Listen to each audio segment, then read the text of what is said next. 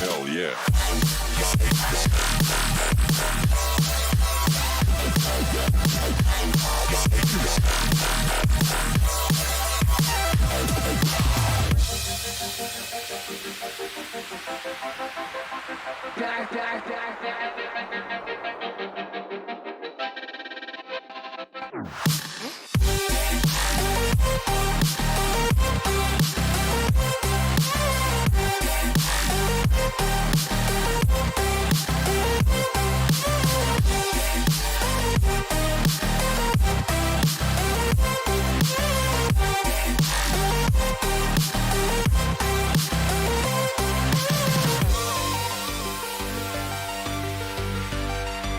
We're back from the dead.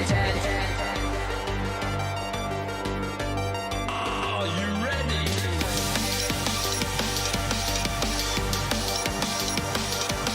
Let's go. Back from the dead.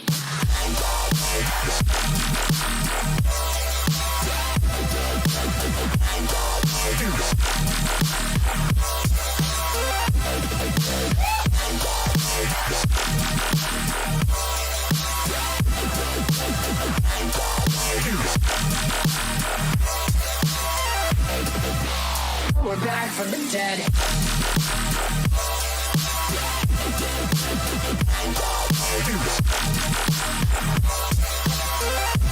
Hell yeah.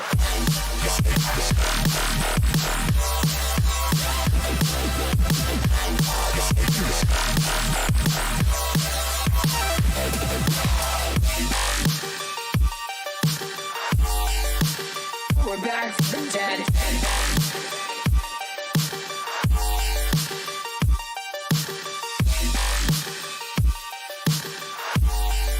Back from the dead. Back from the dead.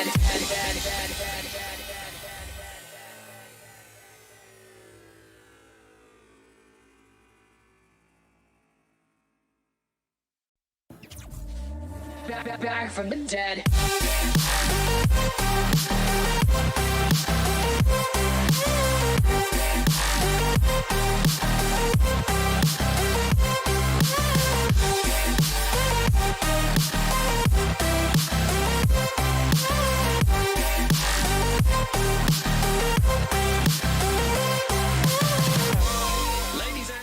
Hey guys, what is up? Welcome back to the channel. It is yours truly, Krystal Leandra. I hope everyone's doing well out there. This is a paranormal podcast for those of you that are brave enough to join the circle. Welcome, and I know we have some new subscribers, so thank you guys for subscribing. I've been watching numbers going up all week on our new YouTube channel. I appreciate you so much because TikTok's going great, honestly. I'm going to actually bring in my sidekick co-host, Kat CORMIER. How are you, Kat? How's it going? Oh, man, you know, I love... See, it's so... Like, there's such a stark difference, and I always say this, because Elfie is, like... She's so intelligent, and she's, like, the smart brains of all of us. And, like, we could both just listen to her. We do that on the phone. Like, she'll go off on a tangent, and we're like little kids, like, watching this, like, ancient elder. She's probably an Arcturian because she's so freaking smart, Starseed. You know what I mean? But, when it's Kat and I, man, we have, like, hilarious, ridiculous streams. And, tonight is definitely, you know, a hilarious, crazy stream that I'm really looking forward to. My dogs are barking. I'm sorry. It's so windy in Vegas. They should stop in a second. It's been crazy windy here. How's the weather up in, you know, northeastern Canada? I'm just kidding. You're not in Canada. That's literally what it feels like. It's fine. It's on and off cold. It like hailed last week. And then we had like a nor'easter 4 days ago, and now it's just like really rainy and sunny, and I have no idea what's going on. like I feel like April and May for New England are just like a cluster of question marks. Like nobody knows what's gonna happen until June, and then it's gonna be smooth sailing and sunny. Also, though, the worst part of that is like for me, because I mean sometimes we get that in Vegas where it'll be like really hot, and then all of a sudden it's like raining.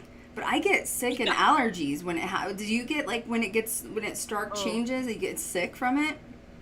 I do because of the humidity here. So like it's just sticks to the lungs.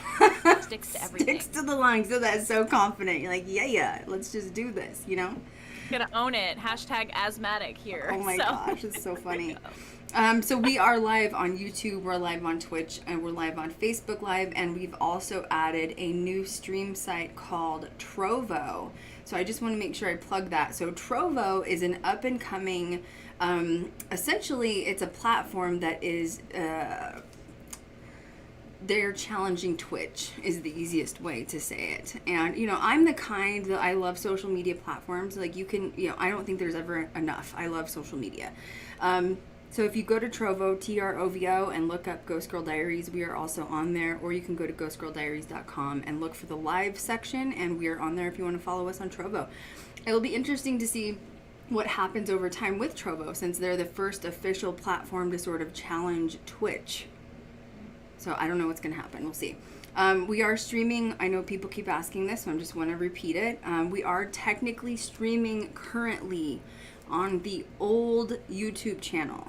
And that's because we still are not to 1,000 subscribers. And honestly, it's because I haven't uploaded enough content on the new channel yet. Trust me, it's coming. Kat and I have had some great ideas, and there's lots of stuff that's being implemented very soon. And then once we get to the new subscriber count, we will be fully subscribed and live on the other channel 100%. But for now, we're uploading these later as a later stream on that channel. And of course, as the podcast, we passed another podcast like congratulatory number today. I got an email. We've hit milestone? Yeah, we've hit 45,000 downloads on the podcast. Congratulations. What? Oh yeah. my gosh. Mm-hmm. That's awesome. amazing. Yeah, amazing. So really good. So happy about that. So thank you everybody that has stuck with me through. There was an amazing thread the other day. We have a fan Facebook group, and it's a private Facebook group, and I created this last fall. I just wanted a place for Ghost Girl Diaries fans to find each other. You know what I mean? Because Ghost Adventures does it, and all these other groups. And I was like, we need one. And they shared a thread in there the other day talking about where they started following me in my journey. And of course, there were some new ones. There were some people that were like, I know Kat, not Krystal. And I was like, I love it. And then there were some people that were like, I literally saw her on Travel Channel in 2011. And I was like, oh my God. That's terrible. But thank you. Jeez. Stop it. I know. No, it's so good. Yeah, That's awesome. It's exciting. So, let's do our normal kind of chat first, and then we'll go dig into this topic is big. I don't even know what we're going to do here. I have 8 tabs open, so just ready. I'm ready to go. First of all, we're gonna touch on this topic lightly. Okay. Well, let's back up even a little bit further. Last week, I was talking with Elfie, and it's a huge congratulations to Zach Bagans, because he has now been crowned king of paranormal, officially. And it's what I told Elfie, no one can get bigger. And, Elfie even said the next big thing he can do is literally make his own network, Oprah Winfrey network. So I just wanted to get your opinion on that. He's now EPing other shows. He's made it so far to the top. I just wanted to see what you said about it, since Elfie put her 2 cents in. Yeah, I think it's great. I think after, the series that he did with Eli, I think it was a matter of time before something like this to happen. I'm kind of shocked it hasn't happened sooner, to be honest. I'm curious to see what comes next, Mm-hmm. and what other shows will be produced. Ghost Girl Diaries. It'd be great.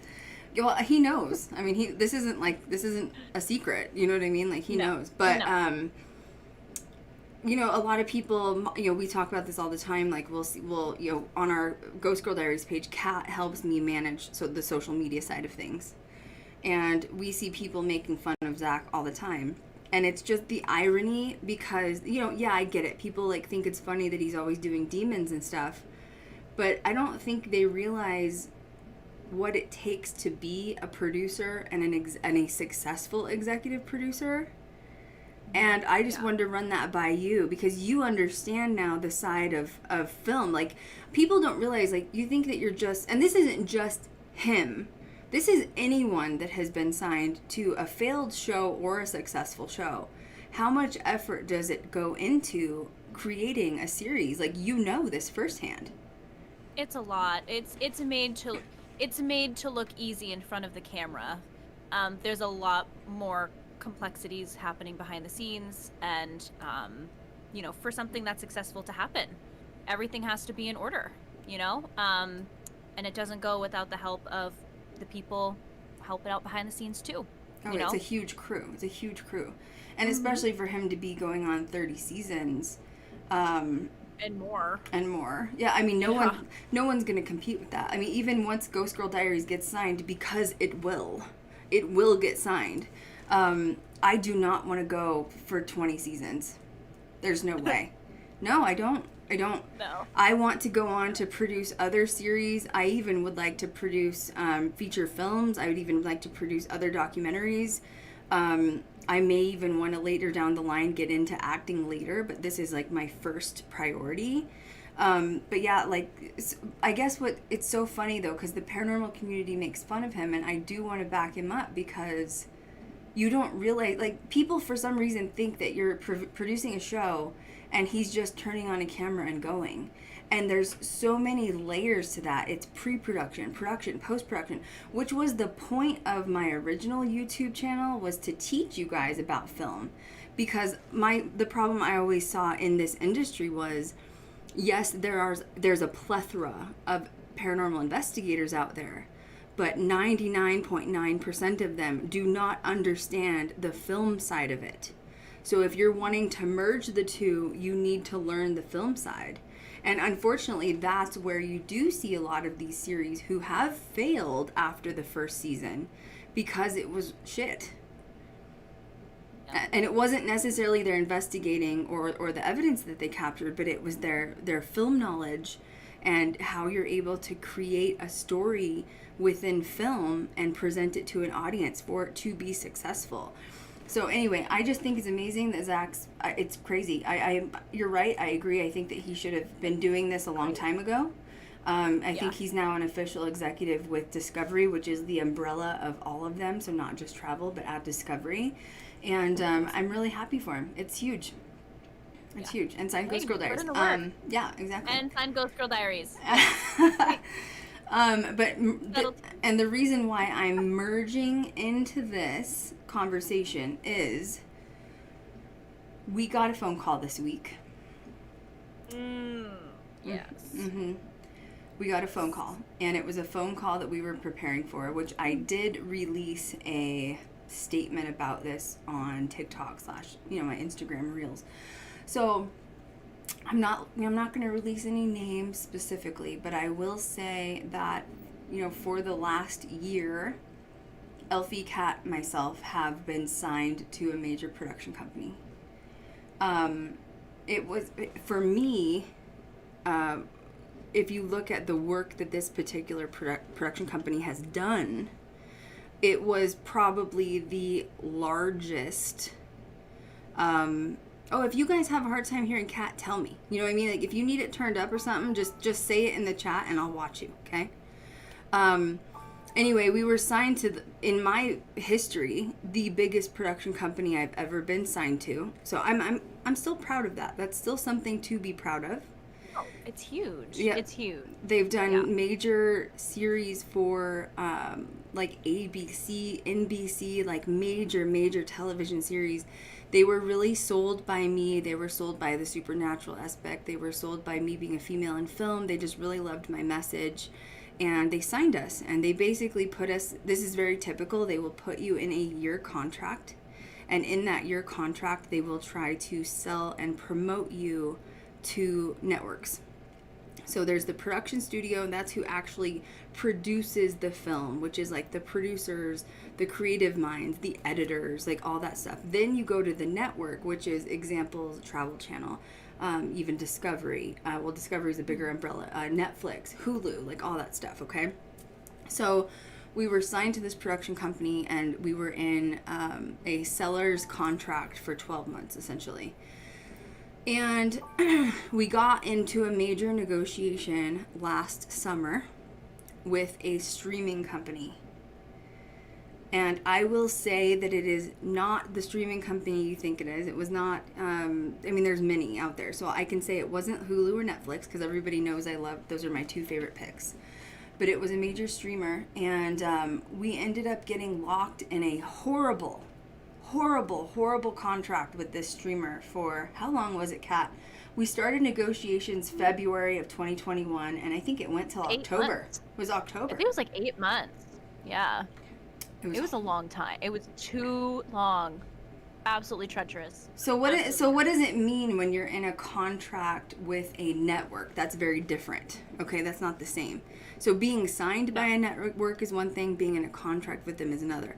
So a seller's contract with a network means you are negotiating with said network for a certain amount of time.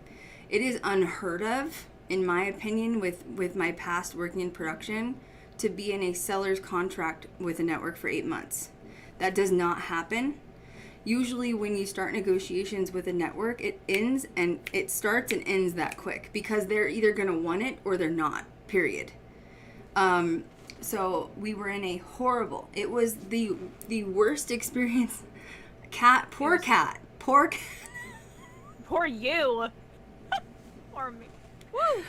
Poor Kat. Poor Elfie's like, and it's crazy because like, I know, Kat's been with me for a while, obviously, so this is not her first rodeo, you know what I mean? But like, 4 years.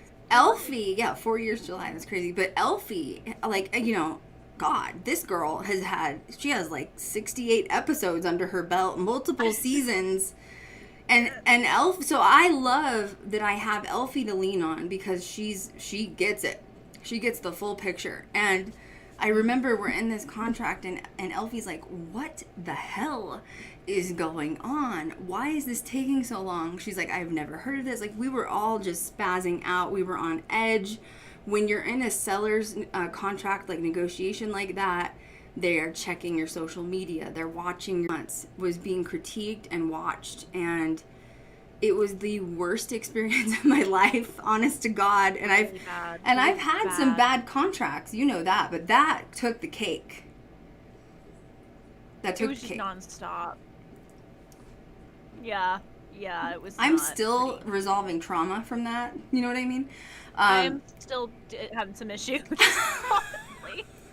So there's still some PTSD there. Okay, it's fine. So words are very powerful, people. I'm tired. No. What are you gonna say about that? Yeah, so I went from that negotiation October to like my dog dying, my mom dying. Like I was like having a full blown out of body experience for all of 2021. It was horrible, and none of you guys knew a thing about it because I couldn't talk about it till now. You know what I mean? So anyway, long story short is here's what happened was, we were in this seller's negotiation with a streamer. It was horrible. I will never negotiate with these people again my whole life, because ever. I don't care if it's 10 years down the road. And it's a major streamer, by the way. It's a very major streamer. It's just bad. And the production company was also frustrated. It's not the production company's fault. It was not the production company's fault. It was the streamer's fault. So basically the production company, 8 months later, I hope you guys are still following me, because I know you understand film knowledge because you've been following me. So 8 months later, the streamer finally says, we've made a decision, and no, we're not going to buy Ghost Girl Diaries. Well, then the production company goes back to the streamer and says, okay, we would like to repurchase Ghost Girl Diaries rights back from you, so that we can now go negotiate with a new streamer or network. So they did. The production company purchased our rights back again. And we just knew after that, all three of us knew that it was so exhausting for the production company and us. We knew that they were going to drop us. We just knew it. Yeah. It was bad. Like that whole experience was out of body and not normal. Not normal. So exactly, the call was to be expected. Although It you was that was inevitable. your first negotiation with an actual network, so that was really good experience for you. We hadn't gotten that far with you yet. But essentially what happened was everyone was tired from an 8-month, sellers negotiate. It was horrible. It was horrible. Like, I can call my friends in LA right now that are producers, and they would be like, why did it take that long? And I'm like, I don't know. I lost an eyeball during that time. You know what I mean? Like, I lost brain cells. Us both. It's Us both. They were bad. just rolling out of your face. So we knew they were going to cancel the contract, and we've just kind of been sitting on stones waiting for that call. And on Monday, we got the call from our production company that they have officially dropped us from contract. And we're not shocked, though. We were prepared for this. We knew it was going to happen. I'm going to be honest and say that it was a bit of relief, because now we can close that chapter and I can start renegotiating with somebody else. Here's the thing. Like, if anybody's out there and you have tried to do something for years, like I've been chasing this dragon for so long, I just have gotten used to hearing no so much that it doesn't even affect me anymore. It's true. Well, and yeah, and know how to plan, for moving forward, and worst case scenario. So we're really not in a bad spot at all. No, we're not. It just was gonna be what it was gonna be. Well, and it would have been worse if we did get signed to that network. It would have been horrible. Oh, I don't even want to think about it. I don't even know if we would have gotten signed to them. I don't even think we would have officially gone into production. I think they would have sat on it. And I think been waiting. I would have had a heart attack, because I definitely don't want Ghost Girl Diaries to be a one season and done. So honestly, everything's meant to be in the end, even if it's hard and even if you're going through a struggle and you're traumatized by it. Anyway, we're out of contract, and I'm happy about it. I'm not upset by it. Once again, I don't get affected by being told no. A lot of people get so scared because we're trained in society to be afraid and be in fear if you hear no, or give up if someone tells you no.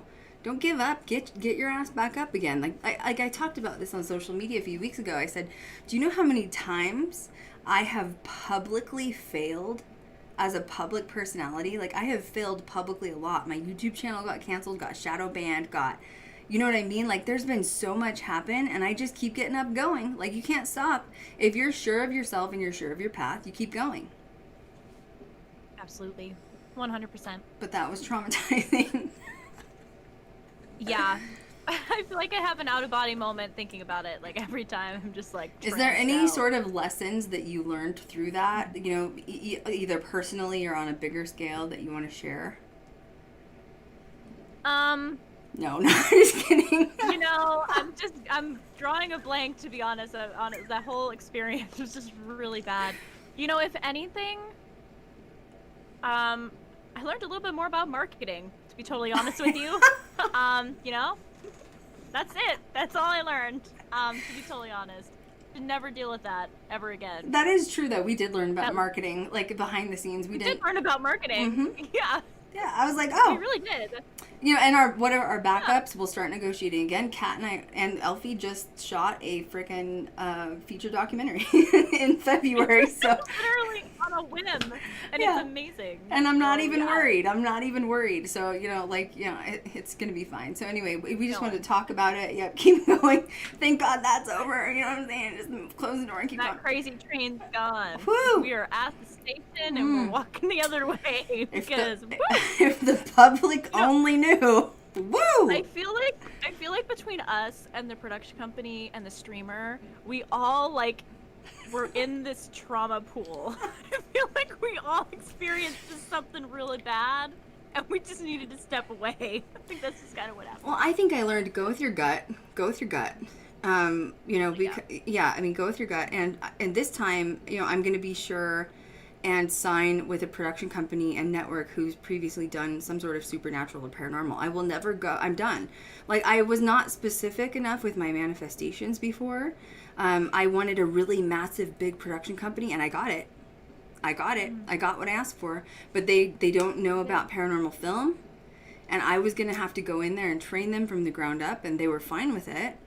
So I got what I wanted, but I wasn't specific enough. And unfortunately, it was one of those things where the genre was so new for them. They were like, I don't know how the hell to do paranormal film. And not only did, the production company not know how to do paranormal film, but neither did the streamer.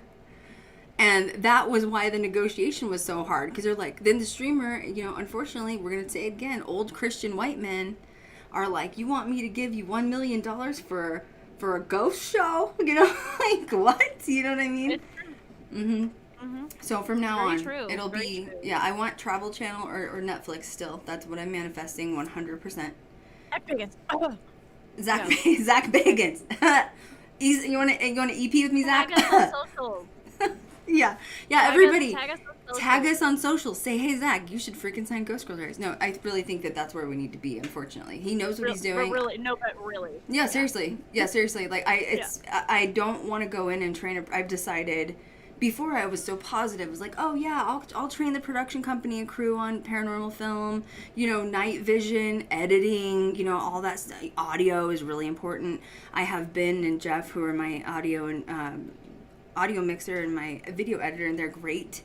And they'll train you, but no, it's too big of a project. This time I've got to freaking go with somebody that already knows what they're doing, because I just don't want to question it at this point. It's just stupid. And what was the other thing that I said that I learned was the trauma that I learned. There was a lot of it. Yeah, marketing. We learned a lot about marketing. We learned a lot about ourselves. Marketing. Manifest very, very specific. Manifest very specific. We learned a lot about ourselves. Kat, are you okay? It's just getting hot. It's just getting very hot. I want to share your trauma because I think people will laugh. Okay, because okay. Your face. Feel free to share. That's all you. I'm not sharing. Okay. So here's where Kat had like a heart attack. Yeah, no, I want to be a travel channel. Trust me. Trust me. I'm done. No. My knowledge ain't free, ho. Okay? Like, I know what I'm doing, but I don't have the time or patience anymore. I'm getting older. I need to get this shit signed and move on with my life, okay? Like, that's my feeling on this, okay? So yeah, travel channel is exactly where it's at. But basically, we had to come up with a list of locations, is what happened, okay? Sorry, I shouldn't laugh at you, Kat. I'm sorry. So, really thinking about it now, though, it's so silly. They put us in a tizzy for no reason. Yeah, but it's funny. I'm sorry. It's so... Okay, realistically, folks, I just want you all to know. Her Aries is out. I'm just putting some little tidbits before she finishes. My TikTok handle before it was just Kat Cormier was Spellbound Salem, because I live in New Hampshire. I'm crying, literally Kat. an hour. Someone just said leprechaun foot. I can't. I'm just crying. Oh, come on, people. Okay, that is another piece of trauma at a haunted location. Okay, the energy of my foot is left in Jerome with that color is what it really is. I'm still convinced it was a leprechaun. Again, still convinced. Well, you know what? My foot disagrees. My left foot, more specifically, disagrees. And now that I'm thinking about it, how did it bend that way? Because I have no idea. Literally have no idea. You're having ghost pains again in your foot. Okay, sorry. I do. I get literally, I have ghost pains every time you talk about it. It's so bad. So anyway, my TikTok handle is Spellbound Salem because I frequent in Salem. I still do. It's an hour from me, literally. Talked about all the time, whatever. So on one of the locations list, without saying what it is, there's a location in Salem. No, just say it. Yeah, there was. We came up with a faux list of locations for season 1, and Salem was on the list. And Salem was on the list. So, keep in mind my handle and where I'm located, and now you can continue. Okay, it's fine. Continue. So we have this faux list of locations that Elfie picked 4. I picked 4. Kat picked 4. Of course, Kat picked the Salem location. Of course, I picked Salem because yes. Elfie was like all over the place. She had some really good ones. I picked indigenous locations, including skinwalkers. Of course, I did. Let's go to the Skinwalker Ranch. But anyway. Yeah, that sounds like a bad idea now after what we experienced in February. Yeah. So Kat has a, her name is Salem. She lives East Coast. She loves Salem content. And it is funny. It's not funny. I mean, now it's funny. It wasn't at the time. So I mean, now it's funny. When it was happening, it was not funny. she went to Salem and she filmed a couple of really great videos. And one of her videos happened to get like 1 million views, right? 2 of them. Literally 2 of them. So I had, okay, mind you, I would never film at the location. I did not film at the location. I filmed at a couple of small businesses. It was like the Salem Witch Museum and something else. Mm-hmm. And both videos, I don't even know what it was, went to like 500K and growing within a matter of like 2 days. And that's how I grew my following to where it's at now at a little over 8,000. I wasn't expecting it, but while we're in negotiations with the network, with the network, it happened. While we're in negotiations with the network. Yeah. So now you can continue. So she's getting triggered. So of course I'm It's so silly. I'm happy for her because she's got, it was an accidental video. You never know what's going to go viral or whatever. But now remember, when you're in negotiations with a network to sell the series, they're watching your every move. So they see that Kat went and filmed in Salem, and she's gotten 1 million views on a couple of videos. And now Doesn't matter, it was not the location. It wasn't Doesn't matter, it wasn't at the location. Coincidence, Just Salem. Accident, anyway. Yeah. The network had a meltdown. I'm sorry, I don't mean to laugh. No, they lost their shit, and essentially, the long story short of it was they had concerns of me being a producer and knowing info. I'm laughing because that's not who Kat is. Yeah, I know. No, and of course, when group chat was going on, even Elfie was like, they do know her handle is Spellbound Salem, right? They know that she lives an hour from Salem, right? It was really bizarre and silly. But when those things happen, it catches you off guard because they were really mad. And Krystal was in that meeting and got the brash of it, and I was like sobbing. Poor Kat. But I tried to handle it so delicately with you, and I called you and I was like, well, she's like, what are you doing? I was like, sitting in my bedroom in the dark, and she's like, why? I was like, it was a really bad meeting. It's like really bad. Basically, their thought process, and I'm only sharing this so that people understand this side of film, because we're in, this isn't even production company negotiations. We've already been signed to that. This is network negotiations.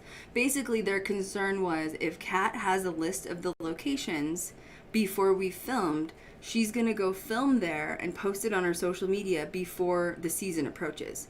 So, I mean, in a way, you can see where their concern was. You do see that. But you're right. It wasn't the exact location. And we weren't in official contract with them. You know well, what I mean? preliminary. It was so weird. It was preliminary. Yeah. But that's the problem, and that's why I wanted to share it, is that when you're in these negotiations with these networks, what they say goes, period. And they don't care. They don't care. They do not care. They don't care you live an hour away. They don't care about your handle. They don't care about your intentions. It happened, and they were like, shut it down. And then she changed her. And I painstakingly did. I did. Oh my god. No, I didn't tell you to. I told you to private them temporarily or something. Right. And you were like, no, I want to.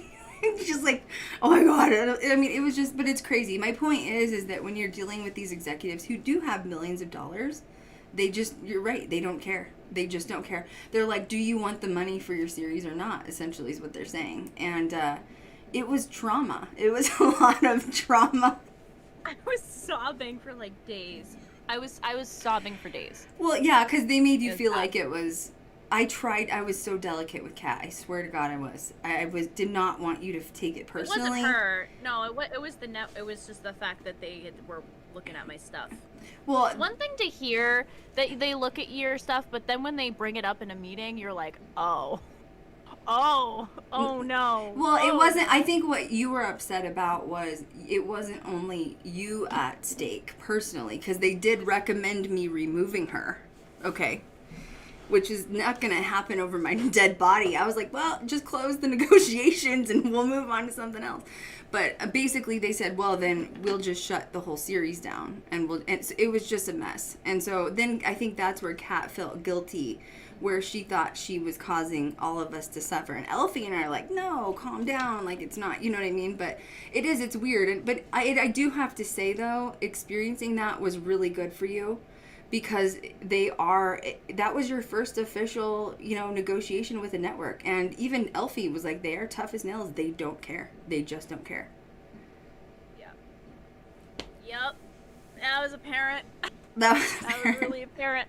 Yep. So moving on, here we are. And now moving on, we got it. We made it. We survived. It is. That's why we're like, okay, this negotiation, we're done with that. It's behind us. Please don't shoot me. It's fine. I would always be. I will be open to negotiating with Hulu and Netflix, but nobody else, and Travel and Discovery, and that's about it. Yeah. And that's it. So yeah, who we were negotiating with was horrible. And so moving on to that was the end of that. And thank God it's over. And my 2021 sucked. How was yours? No, I'm just kidding. Then your lizard died. My God. Okay. Lily passed away. It was so sad. God, can we just move past all this dark shit? Honestly. We're about to walk into some more dark shit with this topic. Now it's time for the paranormal tea, right? Now it's time for the paranormal tea. Well, I mean, that was some tea. Yes. That was some good tea. Anyway, I know a lot of people have been messaging me, asking me if I'm okay, with the contract ending. I'm fine. I'm not upset. It's not the first time it's happened. It doesn't mean it's going to stop me from going. And thank you guys for being so supportive online. Oh, let's talk about social media really quickly. TikTok's kicking butt. And I haven't even really been posting well. Over this last week was kind of weird, but we're already at almost 13K. Holler. It's going up. It's amazing. Yeah, we've had a couple of viral videos on there. One went up to 37K. I was like, okay, this is good. This is good. TikTok's so random, though. Like, you never know. Like, I usually batch a bunch of content, and I'll post, like, 5 to 10 videos at once on Ghost Girl Diaries TikTok. And you never know what's going to go. Isn't it weird how the algorithm works on there? Yeah. It's just unpredictable. It is, and there's no telling what's going to happen. There really isn't. You've just got to kind of post and then just get off the app. And then see what happens. I have a video on there that I posted like a week or two ago, and it's of me like making fun of like when I was a cheerleader and I was like alt and I didn't fit in.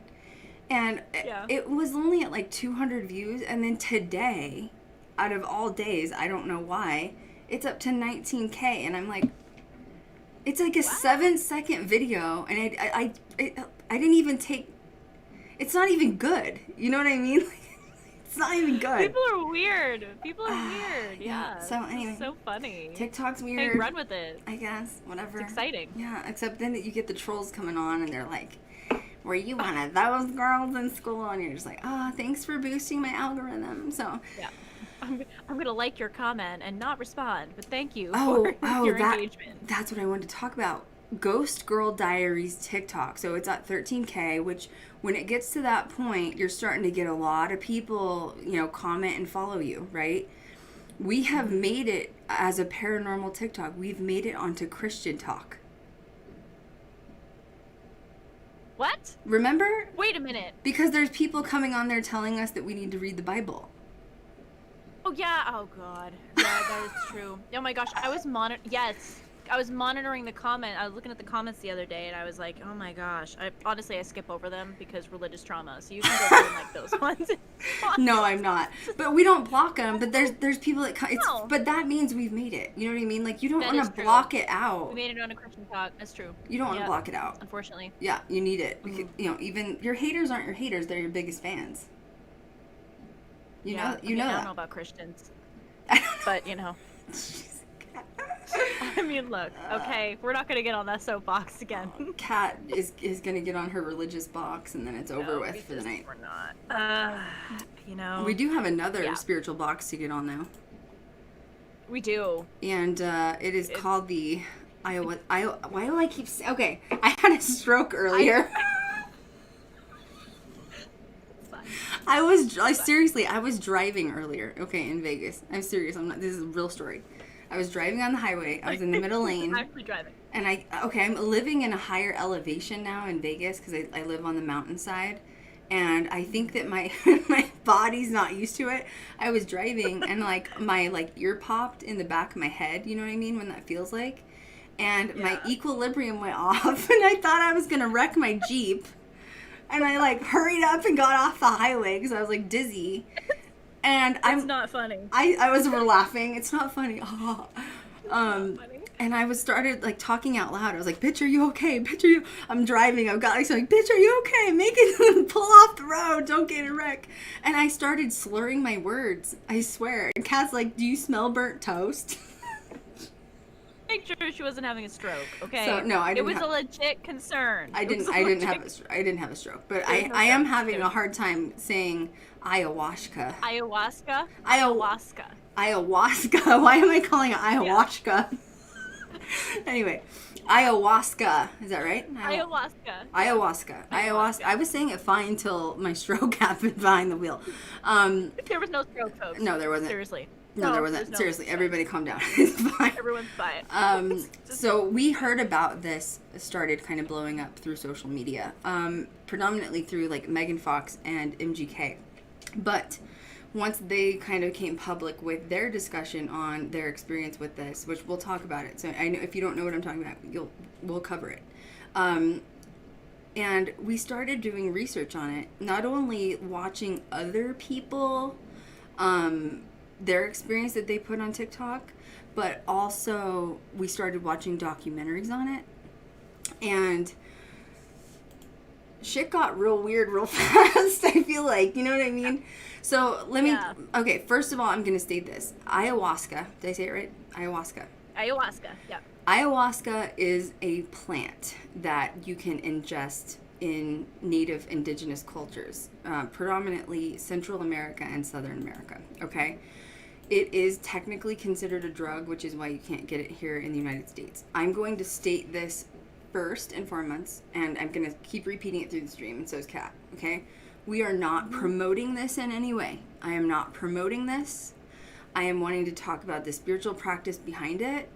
And of course, you're going to get Kat and I's opinion on it because we have a lot. We have a lot of opinions. But yeah. Well, and I think that's why I wanted to do research on it too. And I think you did too. Is like, there's all these people promoting it on social media, and should they be? You know what I mean? Like, you're promoting people to go to retreats and literally like ingest a drug that causes you to hallucinate for up to 12 hours. And it's supposed to be this like grand spiritual experience. So anyway, now let's talk about this first. What was your initial opinion, just not doing research, on what ayahuasca was before you researched it? What did you think it was? Just like an intense hallucinogenic, like that had you go into like a deep trance-like state, like a meditative. Like a meditative state, which honestly, like, I mean, it's not a complete comparison. I guess it's not a really good comparison, but like when you think about herbs and, you know, hallucinogenics, I think of mugwort. Mm-hmm. You know, using that in my practice. I don't ingest it or put it in any, you know, my tea or anything like that, but it helps with dreams, helps you remember dreams if you have like a dried bundle of mugwort above your bed or underneath your pillow. So I just assumed it was something of that regard. Similar. That, you know, you ingest it. Yeah, same. I mean, I saw the interviews, which we're going to talk about all that stuff too, in case you're not familiar with what's going on. And once again, I've literally had people's TikToks pop up on our page talking about their spiritual experience with ayahuasca, and, you know, not always pleasant. And I was just like, what is this? Like, I feel like, you know, if it's making a round on social media and it's really becoming this big thing to the point where people are actually traveling out of the country to be a part of these like indigenous tribes and retreats and like have this grand spiritual experience, what does that mean? And why are you doing it? And Kat and I were kind of caught off guard because we hadn't done research on it, obviously. We were just going off MGK, Megan Fox. I love Megan Fox. Obviously, I'm a huge fan of Megan Fox. Love her fashion, by the way. Follow her designer. Her stylist is amazing, which has nothing to do with hallucinogenic. But at least she looked fabulous while she was doing it. You know what I mean? She looked amazing while she was vomiting. You know what I'm saying? Sure. Yeah. Good So, time. Go, Deb. So we started doing this research, and you and I are shocked about it because, and I have all the notes in front of me, so if you see me like reading, Kat's doing it too, because there's a lot to cover here. There's a lot to cover. There's a lot going on. I want to strip it back to what it really is. So essentially, it is an indigenous plant, and we'll go in depth on her. It's literally a her. Okay, we'll go in depth on that. It's an indigenous plant that it's in several parts of the world, but most people fly to Costa Rica. It's available at some retreats in Mexico. It's also in South America, predominantly Peru. And when you go to these retreats, you are overseen by a shaman, and it's usually a shaman that is very well versed in this herb, this plant. Okay, and essentially, it's described as having 10 years of therapy in one night. And it can be considered a healing journey where, you know, I would say it's like doing shadow work, right? Like, we promote shadow work all the time, except instead of you doing it yourself, the herb is doing the shadow work for you, essentially. So if you have any demons, whatever that is, you know, Kat and I've talked about our generational curses and other people's generational curses, you know, like massive trauma, like if you were a child and you experienced molestation, like massive trauma, they promote this plant that if you go, you know, to this shaman and take it, it will help you undo the damage that you've had. There's another side of it that I've heard, because I'm in a friend circle with veterans, okay, and the veterans will travel to these locations who have depression, anxiety, PTSD, sometimes even like bipolar, and I don't know if schizophrenics have tried it before or not, but they claim they claim I can't imagine. Jesus. They claim that if you go to these locations and you partake in this retreat, that it can actually heal depression, anxiety, PTSD, all this stuff. Now, you're not supposed to take it with your antipsychotics. Right. And this is word of mouth. I've actually talked to veterans that know this. So you have to literally wean yourself off the antipsychotics for 6 to 8 weeks. Go completely unmedicated somehow to the middle of the Amazon forest and pray to God that you get there, and and then go ahead and go through your ayahuasca therapy. You know what I'm saying? So the main, I'm sorry, we're gonna laugh a lot through this because it's just this is strange. It's bizarre. It's strange to us.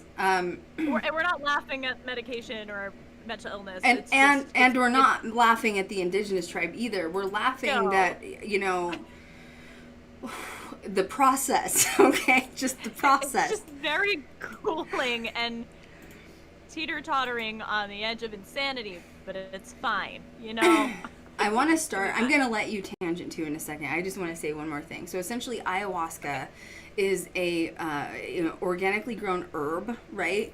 And it has, it contains something called DMT, which has also been going around that some shrooms contain, like having a DMT trip, okay? A DMT trip, it's also known as Dimitri, which is weird because if I had a son, I was going to name him Dimitri. Now I can't name my son Dimitri because it represents DMT, okay? Okay, but like, I picked up Anastasia.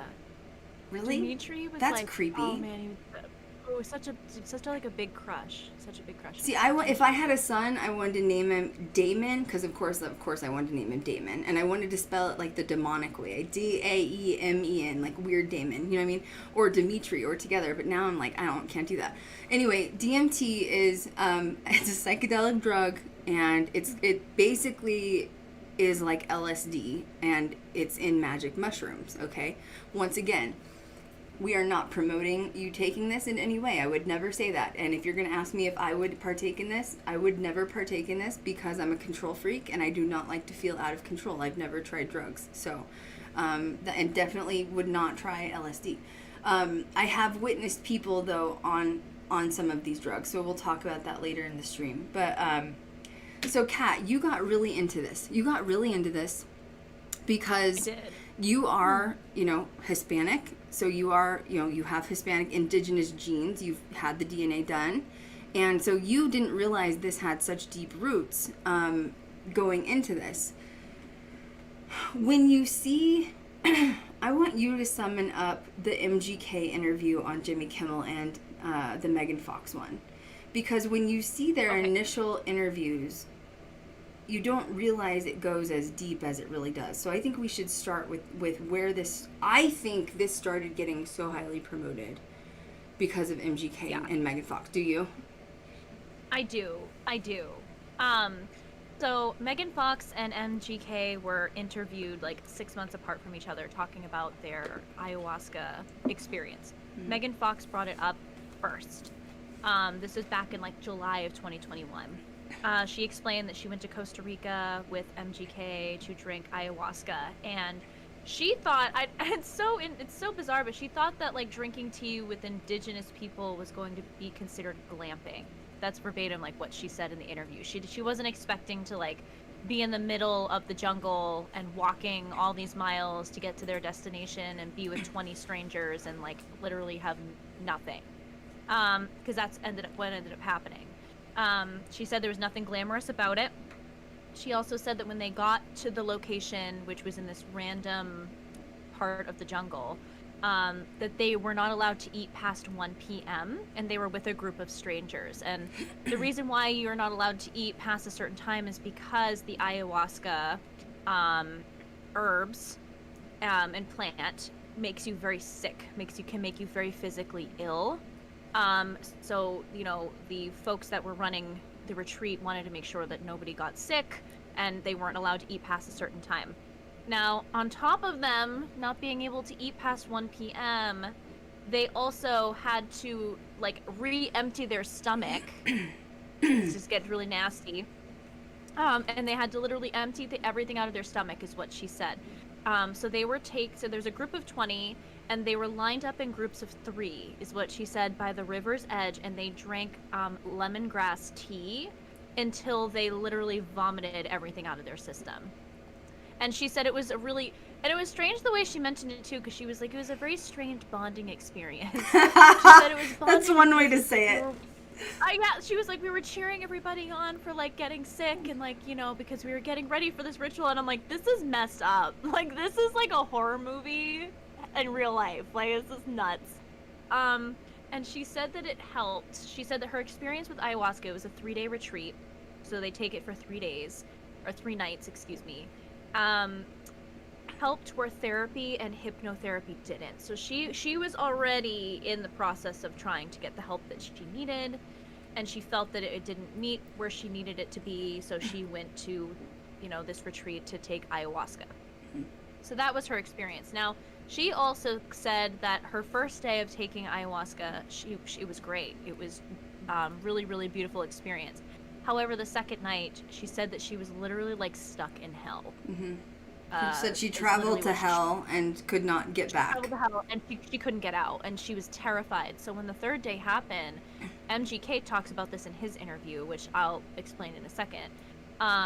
That like she wanted to go home. She's like, I can't handle this. She's like, I can't go back there. I can't go back there. Now wait a second. The retreat. This depends on the retreat. So someone said you have to follow a special diet. Some places yes. Some places no. Some places say that 6 to 8 weeks before you travel to Peru, you have to be only on a vegetarian diet. But some places don't care, and you can show up still with Taco Bell in your stomach, and you're going to be shitting your brains out. You know what I'm saying? From ayahuasca. Or something. No. Okay. So, okay. She said she traveled to hell and could not get out.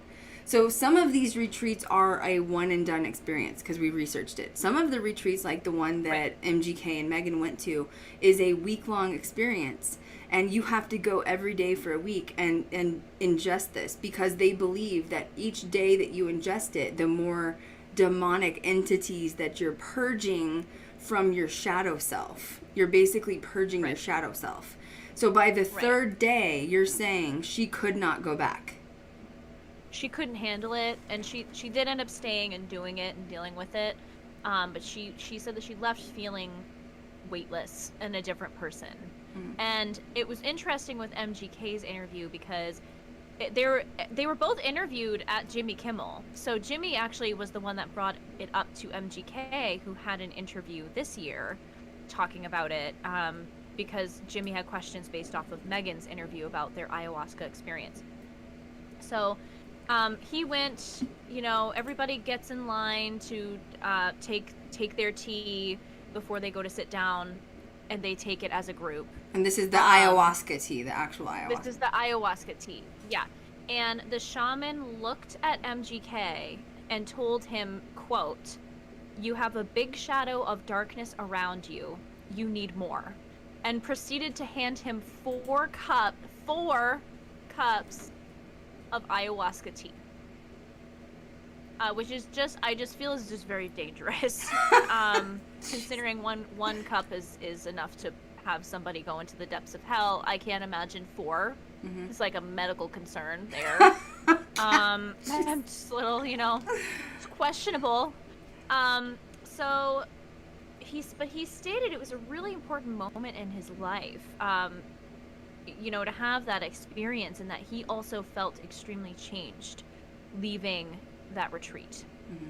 And it was interesting because Megan seemed to be the one pushing to like go and experience this, and MGK wasn't.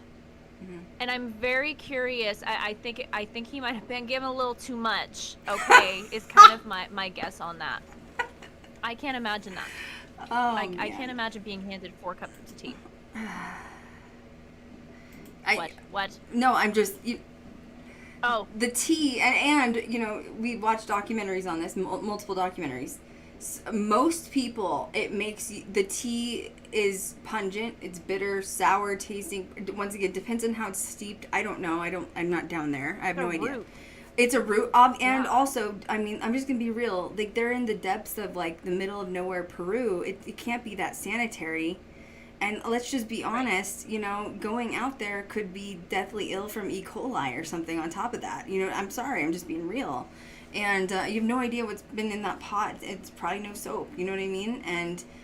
But most people that drink the ayahuasca get violently ill after they drink it. Like they said in these few documentaries, you can tolerate it in your stomach. Once again, you're fasting or you've puked up, anything that's in there already. So now you're like totally on an empty stomach. This ayahuasca, they said it's horrible. It's pungent, bitter, gross. And literally within 5 minutes, 90% of people vomit it up. And you're actually handed a bucket when you're at this retreat, when you sit down to like experience this. And most people just start violently vomiting it up. Now, by this time, it's too late because the root of the DMT has already gone into your bloodstream. Especially think about your stomach. Like, that's a direct route right into your bloodstream. You know what I mean? So you might have thrown it up, but it doesn't matter. It's too late. You're already on experiencing this.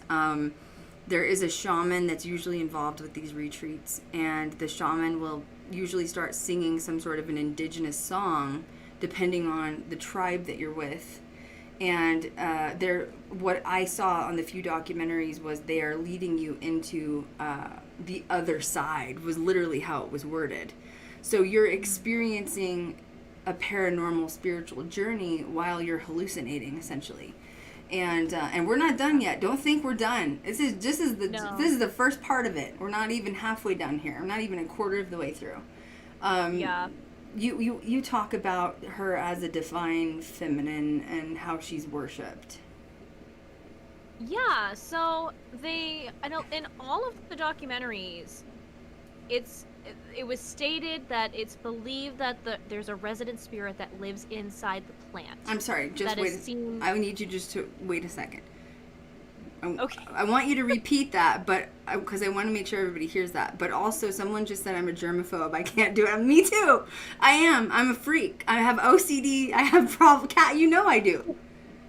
When you come to stay at my house, I clean constantly, don't you? I am a clean freak. I'm a psychotic clean freak. I have dogs. I'm a clean freak. I am constantly cleaning, which is why I wouldn't be able to take it, because I'm like, is that pan clean, yo? Like, did you scrub that with some Dawn soap? Don't you worry, I brought some. I was gonna say that. I was like, do we use some Dawn? Do we use hot water? Is there running water? No, there's no clean water. Oh, can you boil some? Like, cook that, you know what I mean? So anyway, okay, wait. Seriously, Um, I know we're laughing, but seriously, so- this is important. You just said Yes. there is the indigenous tribes, and this is worldwide. This is not just one tribe. Believe there is a female spirit that is ayahuasca. Yes, it is believed. This is what I wrote down from the actual, like, word for word documentary. It is believed that there is a resident spirit that lives in the plant that's seen as a personal therapist that guides you through your shadow journey. She's known as Mother Ayahuasca, a divine feminine energy and the first woman of creation.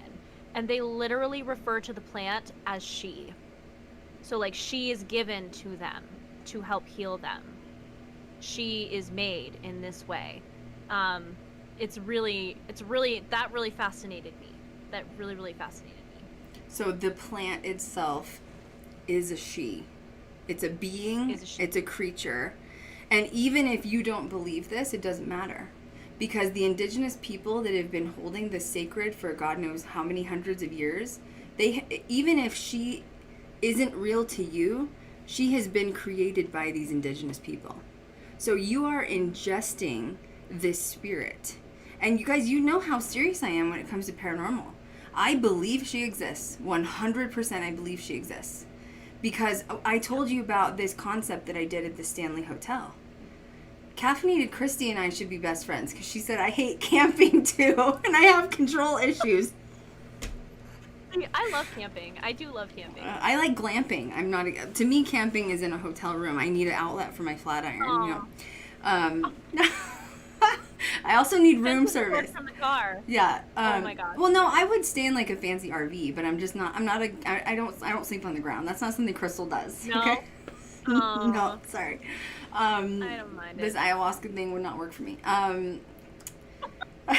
Sorry. It's the truth. Not today. Not today. So, you know, there was this thing we did at the Stanley Hotel, which was enough people started believing that this little girl haunted the big office at the Stanley Hotel. It's an office building, massive. There were no entities that were in there previously. After we started getting hundreds of people on tours to believe there was a little female spirit, guess what started coming through on the spirit box? A little female spirit. So you're telling me that they've named this divine feminine, which is a very massive title, by the way. That is like of creation. She is a divine feminine female that houses this plant of Mother Ayahuasca. You're ingesting something seriously sacred here. Like, this is a worshipped not only plant but like being. You could almost call her a goddess that you're ingesting. And Literally, the and resident spirit. the fascinating thing though is that Kat and I were researching this more, like, because we were just going down a rabbit hole with this. People that have had experiences taking ayahuasca truly believe they've spoken to Mother Ayahuasca. And there were shamans that were on this documentary as well, explaining what the feeling is like when you take the ayahuasca and you take her in, is essentially how they were wording it, is that, you know, she guides you through your shadow journey. So whatever shadows you have or traumas that you're removing or releasing from your life through this tea, they said that it physically pains people on their skin sometimes too. Like, it feels like their skin is being ripped because she is physically removing that trauma from your vessel. Mm-hmm. Mm-hmm. So they sometimes feel their skin even. It's not really. But Caffeinated like, Christy you know, said cool. That's all. She's like, cool. What'd she say? All she said was cool. Jesus. That's it. But it's true. Like, it's legit. Mm-hmm. Yeah. No, I believe it. I believe it. I'm not saying I don't believe it. Too. I'm just saying I would rather do shadow work for 5 years. I'm good. I'd rather go to therapy. Personally, Yeah. I'd rather go to therapy. No, there's a lot, and I don't. You know, if somebody wants to do this, you get it, boo. I'm not I don't care what people do with themselves. You know what I mean? Like, is it something that I'm interested in? Absolutely not. Is it something I respect? 100%. Just because I do believe in the other side and all this stuff, you know. But let's start tearing this apart because it's what we do. Because this was Kat and I on the phone. We've talked for days about this. First of all, let's start with this bitch right here does not have a gallbladder, okay? I cannot eat a lot of food. Seriously, there's a lot of food I can't eat. It will make me physically sick. I get chest pains. They call them ghost pains. Like when I don't know if anyone watching has ever had their gallbladder removed, but it causes chest pain when your gallbladder goes out. So if I eat the wrong foods, it causes serious chest pain. I throw up. And yeah, I've had the occasional IBS problems. I know we all have IBS problems. You eat the wrong thing, man, you're in the toilet 5 minutes later. It's just a human thing. Bad news bears. So it's bad news bears. So my question is like, okay, so you're throwing up, you're emptying out your stomach. Now you're going to take ayahuasca. Now you're throwing up again. What if you got the sharts? What? Yeah, what happens? Do they give you what if they give you a dress or something? Because what if it's both ends? A dress? What? A dress won't hold it in. You would need a diaper, No, not I know, but it would need somewhere to go, is what I'm saying. In the dress? A dress has an opening at the bottom. I know, that's what I'm saying. It's just you need something to just go. You need an opening for it to go somewhere instead of your pantaloons. You're in the middle of the jungle. No one's going to give you a diaper. So wait, you're telling me that there's 30 to... Okay, some retreats are very small. If you're trying to go to the MGK retreat with 10 to 30 people, very expensive. If you're going to a bigger retreat with 80 people, so you're telling me there's 80 people sitting around vomiting with each other and shitting themselves? Can you imagine the stench of throwing up lemongrass tea, throwing up ayahuasca, and sharding? That would also make me throw up with 80 people. My God. They are probably... I would just ask ayahuasca to take me with her right now. Just cross me over. Please just take me. Now I have more trauma from this ayahuasca, okay? Help me, bitch. Jesus. Well, you know what it is, though? And I don't know why I just heard this, but I heard ego. It's ego death. You mean the toilet part? Well, yeah, meaning it doesn't matter what happens to your vessel, that's not the point. Is probably what they're thinking is, within the ritual. But within our human self. Okay, wait a second. Wait a second. I'm sorry. So you're saying when you shit yourself, your ego's coming out? You're detoxifying yourself? As in you're self-conscious about it. Whoa, I guess. Meaning yeah. Even if I was hallucinating, I would still be upset. Okay. Can you imagine? Well, no, I mean, I would be too. I'm just saying in general, I'm sure that their reasoning behind it is to let everything else go. Don't be self-conscious. Yeah. Don't think about it. Let it flow. Let it flow. Literally, let it flow. All orifices, 100%. Just let it go. Every orifice. Yeah, every orifice. All set. I mean, I personally am all set. I would not want things coming out of my orifices after a tea with 80 people. Okay. No, that would be my, it would, I'm the one, literally, I'm not even kidding, my doctor, I have this endocrinologist that I've been going to for years. I love him, by the way. And, he's a specialist. He's the doctor I've talked about that, he swears he's treated, people at Area 51 and stuff in Vegas. So anyway, he always laughs at me because he's always you always get the, 1% bad, the worst case scenario that can happen to you from taking a medication always happens to me every time. And that would be me in this jungle. I didn't hallucinate, I didn't throw up, but the IBS was another problem. You know what I'm saying? And you're right. Honestly, I don't know if I'd make it, to be honest. Well, okay. So anyway, I mean, no, I'm serious. I'm painting a picture because I want people to really think about it. Because I feel some people don't realize, this could cause more problems than what it's worth. You know what I mean? Jesus, and once again, we don't know how. I do have OCD. I am a clean freak. You don't know how it's being cooked.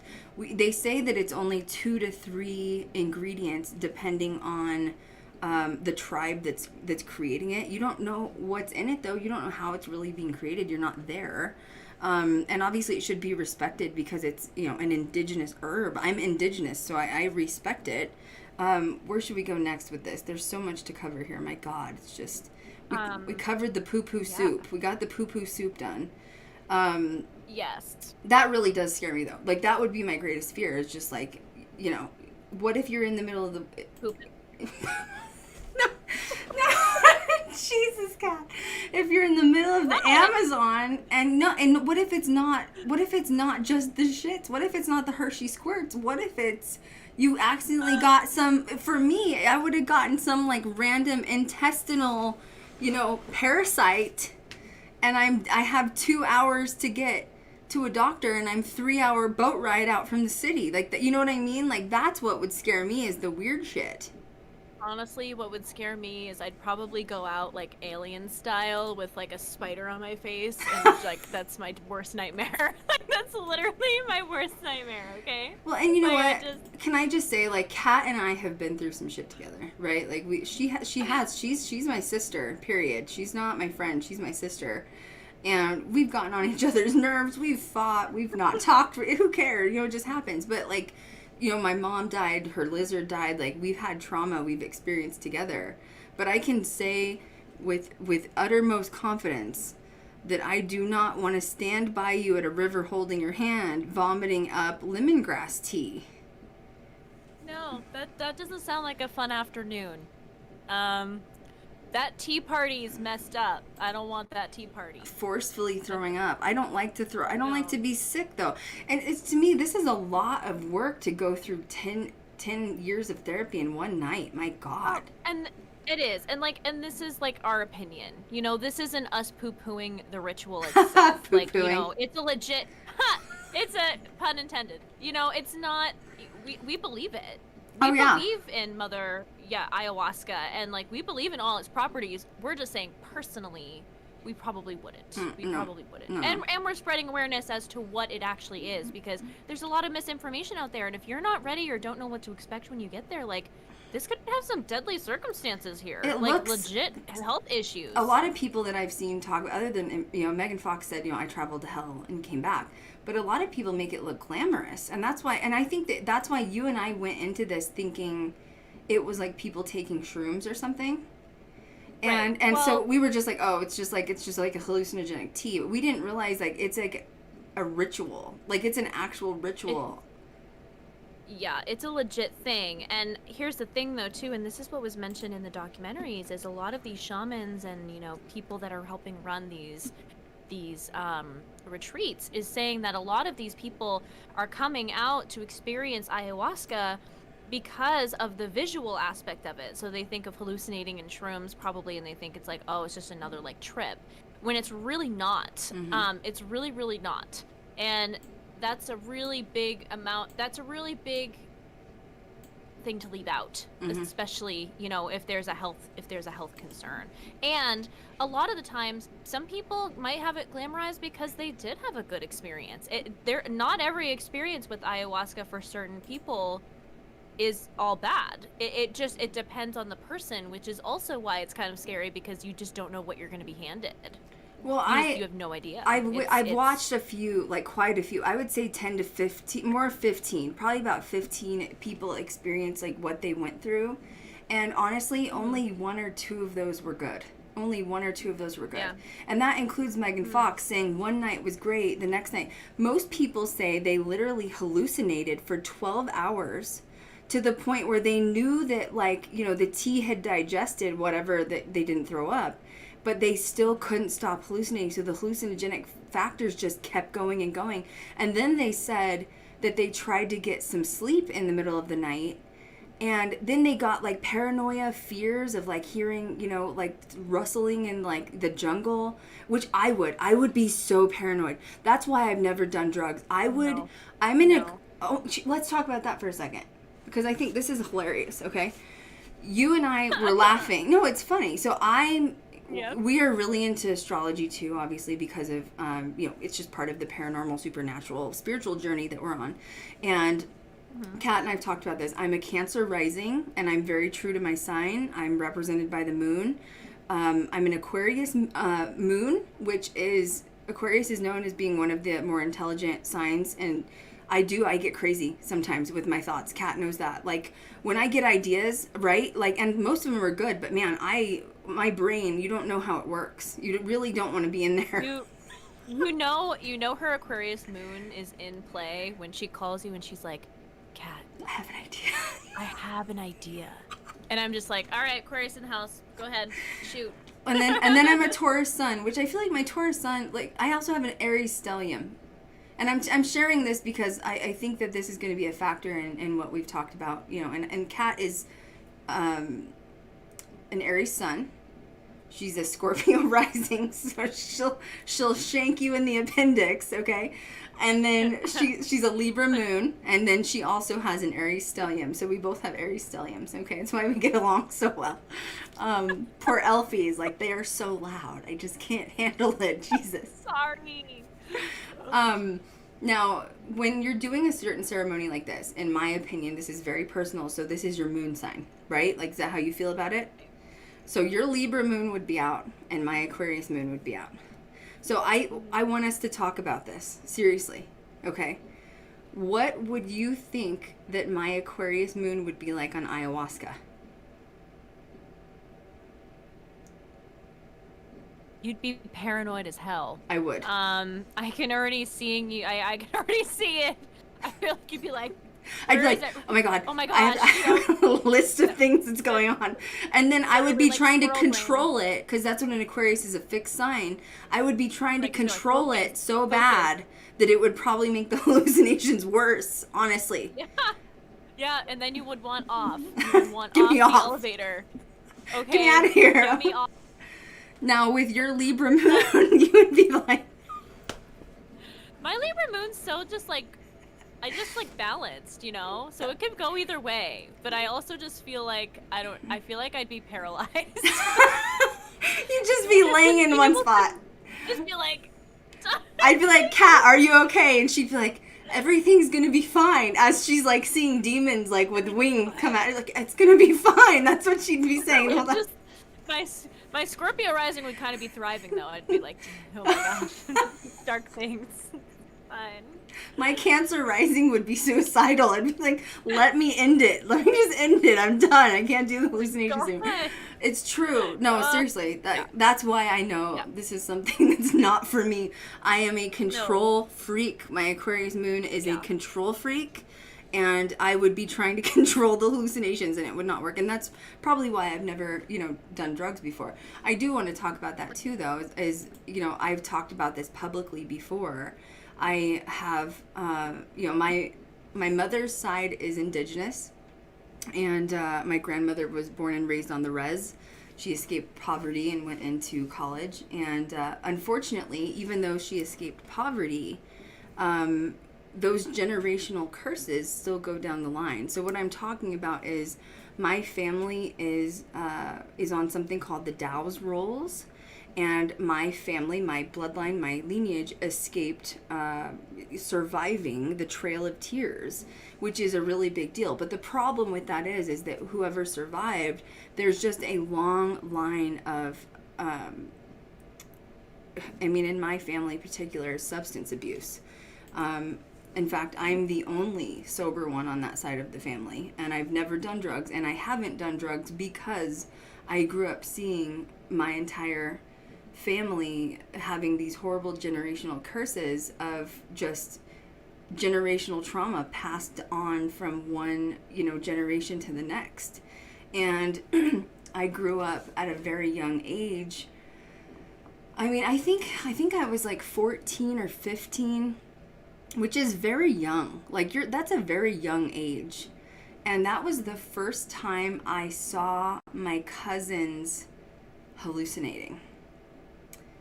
And they took all kinds of different drugs. Like a lot of them did get hooked on meth, unfortunately. Some of them are still alive doing meth somehow. I don't even know how. 15 years later, they're still kicking. I have an uncle like that. Yeah, and Crazy. but they would do hallucinating, drugs and all different things. I mean, they tried everything, and of course they always tried to peer pressure me into it. And I would always be the one with my mom running to save everybody, drowning in a creek. Like I literally had a cousin one time that was tripping with her friends inside of a, it's not a creek. What do you call that? Like a river? It was like an underground tunnel system. I'm trying to figure out how I could explain it. That's terrifying. Yeah, well, they have a lot of those in Colorado, so it doesn't flood because there's lots of rivers and lakes and stuff. So sometimes people will go down and do drugs in these tunnel systems, and they asked me to go pull my cousin out, and I had to go get her. She was tripping out of her mind. And I was the young one. I was 14 or 15. My cousins are all older. You know what I mean? Right. So, and it's like, God, get your life together. And there's a reason I've excommunicated myself from all those people. But when you see people hallucinate at that age, like, you're so little, like, you're 14, you're really impressionable at that age.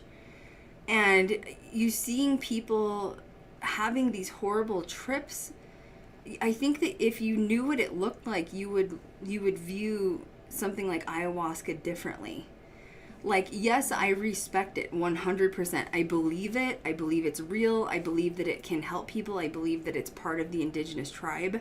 However, these indigenous people have been practicing it for hundreds of years, and you have these white Westerners going in, and I'm sorry, I don't think you know everything. I don't know if your body can handle it because it's not part of your DNA lineage. And, just seeing my cousins hallucinate, it's a horrible sight. There's a story that I want to tell about a friend that I had that was hallucinating, just to kind of paint a picture if you've never seen it. I had this friend, I was actually dating this guy for a very long time. We ended up living together, so I was in my 20s. I loved him. I was, like, in love with him. Thought he was, like, the one. He was the first Aries that I ever dated, and it was just like, I love Aries men. Like, he was it. Like, I was like, he is the one. And I was really close with his sisters, and they were younger. And his sister, one of them, was going to school at CU Boulder, which is Colorado University Boulder. It was probably a 45-minute drive from me. I lived on the west side. And she called me. It was like a Thursday night, and she goes, I don't want to tell my brother because, which was my boyfriend. She's like, I don't want to tell him. He'll kill me if he knows I was doing drugs. But I snorted something, and it ended up having, like, something in it. And I've been hallucinating for hours, sitting on my dorm room elevator. And I've been riding the elevator up and down for hours. And I said, well, first of all, how did you call me? And she's like, I don't even know. I can't see anything. Like, everything looks like a fake world. Well, she said that every time, I said, can't somebody, how have you been on the elevator for hours? Like, I'm not sure. But, like, hasn't someone tried to get on the elevator? Yeah. And, well, they're college kids, so they probably don't want to get each other in trouble, And so anytime someone would walk in on the elevator, this is what she said verbatim. It looked like a flying ant demon, so like a giant ant with wings coming at her. And she was scared to death for any of them to touch her. So literally no one was taking the elevator, and like they'd go to get on the elevator and she'd just start screaming bloody murder. I don't know how she was riding there for hours. So I drove up to Boulder, and she told me, like, you need to warn me before you get here because she's deathly afraid of anyone that walks towards her.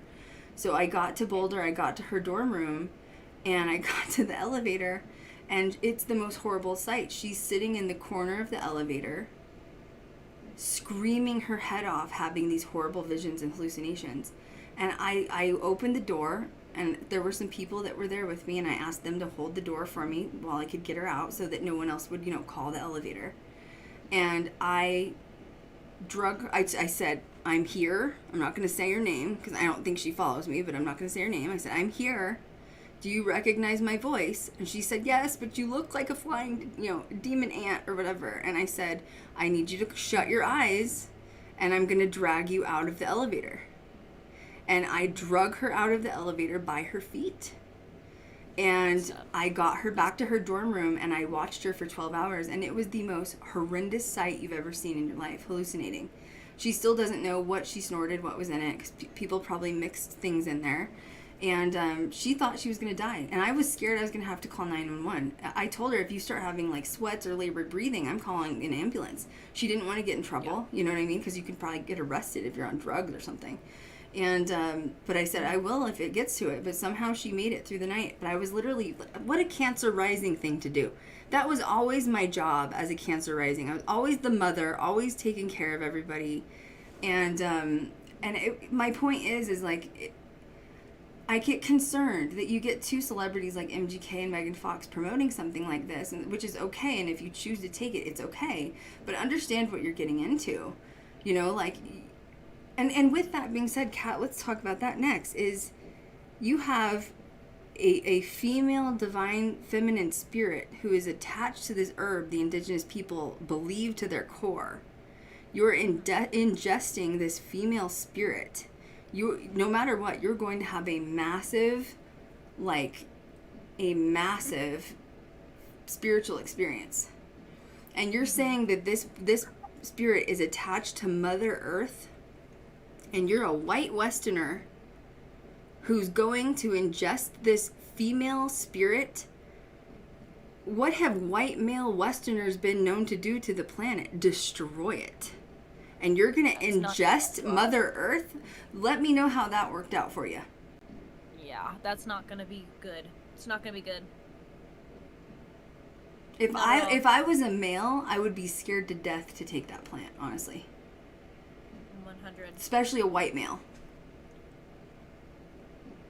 Because she's not only going to make you pull out your own trauma, she's going to make you pull out generational trauma that you may not have even known that your lineage was a part of, which is also destroying the planet. The scientists just said we have, 3 years left till the planet, we're in trouble? And you don't think she's going to hold a white Westerner, responsible for the greenhouses with all the green gas, all the problems? So I'm just saying, people aren't thinking, because on a spiritual level, this shit's real, for sure. Would you take it? Me? Mm-hmm. No. Me? No. You wouldn't take it? No, I wouldn't. So talk about your research with the indigenous tribes because of your Hispanic heritage. Yeah, so it's really interesting because I've been wanting to learn more. We've done a podcast about it, talking about curandera. And curandera is a Spanish word for healer. So in Mexico, it's used for traditional healers depending on the source. It can sometimes have a negative connotation as being called a witch doctor in the Latinx community, but they really are spiritual healers.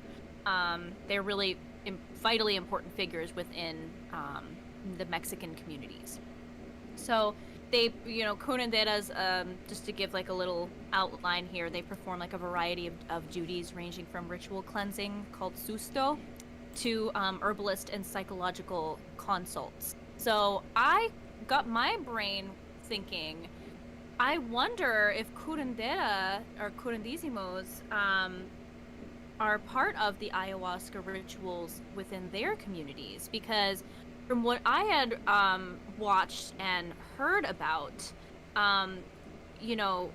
ayahuasca was more of Amazonian tribes and South America as well and all of that.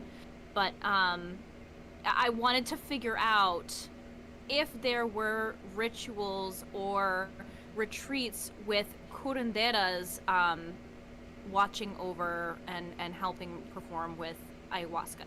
And there are. And actually, surprisingly enough, they claim curanderas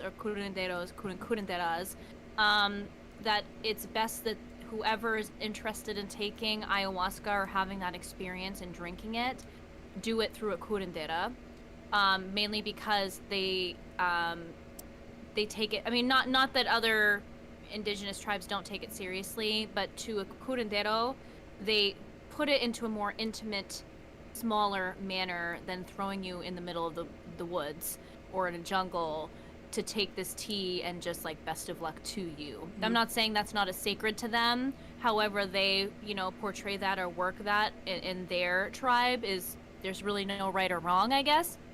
That's not what I'm saying. I'm just saying that within the Latinx community and curanderas and how vital they are within their communities, they say that there's a better way to do this in a more sanitary manner, I guess, which means like smaller groups in a well-ventilated room with a lot of people surrounding you, major support. I'm sorry, you said What? you said well ventilated. I was like, why would you need ventilation? I'm like, because people smell like poo and they're vomiting lemongrass. Because they're like, getting sick and they're in the middle of this like humid, hot jungle. oh God. And, like, you know what I mean? Like farting. know, You're like so- you're all farting up a storm, like farting ayahuasca. Oh God, Jesus. Oh god.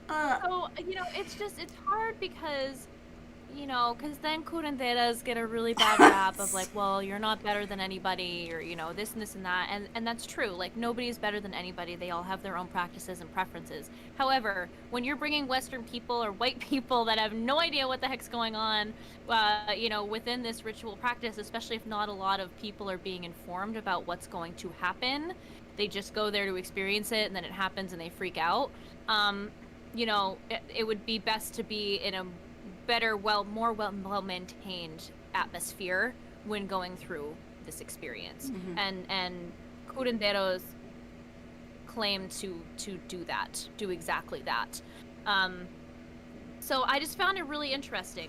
I just found it very, very interesting because, you know, ayahuasca is anywhere within those communities that practice it, and of course they don't talk amongst themselves. They all have their own practices, but the undertone is the same, meaning it is spiritual. And you know, Mother Ayahuasca is the divine feminine energy that is attached to this plant. Every indigenous tribe has their own way of practicing the ritual in itself. No two are going to look the same. So for me, like, I feel like if I were going to go and experience this, I would probably go to a curandera and have that experience. Because they are also healers. And a majority, because you have curanderos are males and then curanderas are females, a vast majority of curanderas are female. And I like that, especially if it's a divine feminine energy that you're working with. You want to work with strong women within your circle or that are surrounding you, understanding what's going to happen. I feel like it would just mesh nicely. It's interesting though, because in the documentaries, it was all like white men running these retreats. Yeah, we have a lot to say on that. It was the strangest thing. Yeah, it was just the strangest thing to me.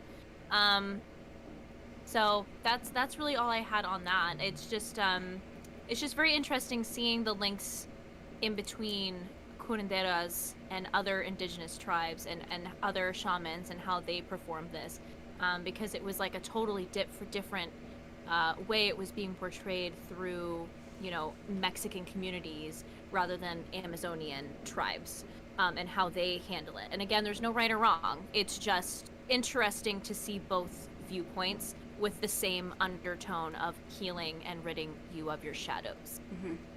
Someone said, I want everybody to know about the Good Samaritan Law. If you see anyone tripping on drugs, you can call an ambulance and you won't get in trouble. I don't know. Does that exist everywhere? When I was sharing my story, by the way, that was literally 15 years ago. So that wasn't something that happened recently. And I didn't know if that existed. But I mean, I was a young kid too. I was a 23 or something. You know what I mean? So, anyway, thank you for that. If that's the case, I don't know. I'm not really promoting drugs on here, so I hope nobody's tripping. Nobody trip right now, please. Nobody trip. Nobody get diarrhea. Nobody fart. Everything's gonna be fine. Ayahuasca. I want to define this really quickly, and then remind me. We're gonna talk about the marketing side of this too. So ayahuasca is called Yage, Y-A-G-E. It's a psychedelic brew of various plant infusions prepared along with a vine, which is what Kat's been talking about. It's fast growing and it's also now internationally popular, which is why everybody's going into these places. Also, Kat, remind me, I want to talk about the good psychedelic effects that we've heard, people, and the bad psychedelic effects that we've heard from watching these. It's either mixed with leaves that contains the DMT that we talked about, or it's leaves from this other plant. So you can take one without the DMT. However, if you're wanting to visit with the mother, you have to take the one with the DMT. Indigenous people discovered these properties in the plant, and they're not sure how or when.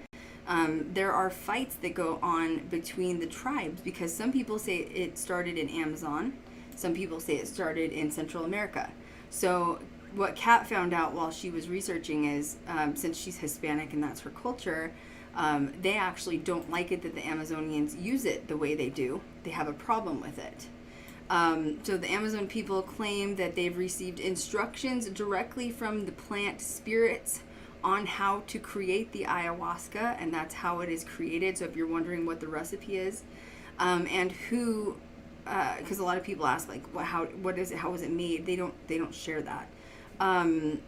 A lot of people claim that if you're a traveler and you're in these countries such as Costa Rica, Peru, even Mexico, quote, tripping on ayahuasca seems to be the new cool hip thing to do, which I think is the problem here.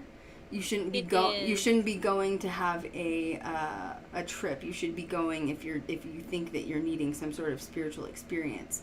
And yeah, I don't know. I had a quote from one of the documentaries. So there was a documentary on Gaia. It was like 13 minutes, and it was called The Eye of the Needle.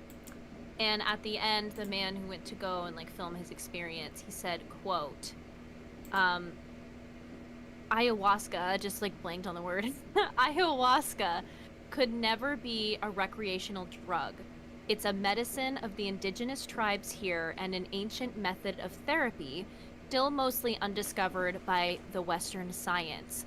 Respect all things natural. Mm-hmm. End quote.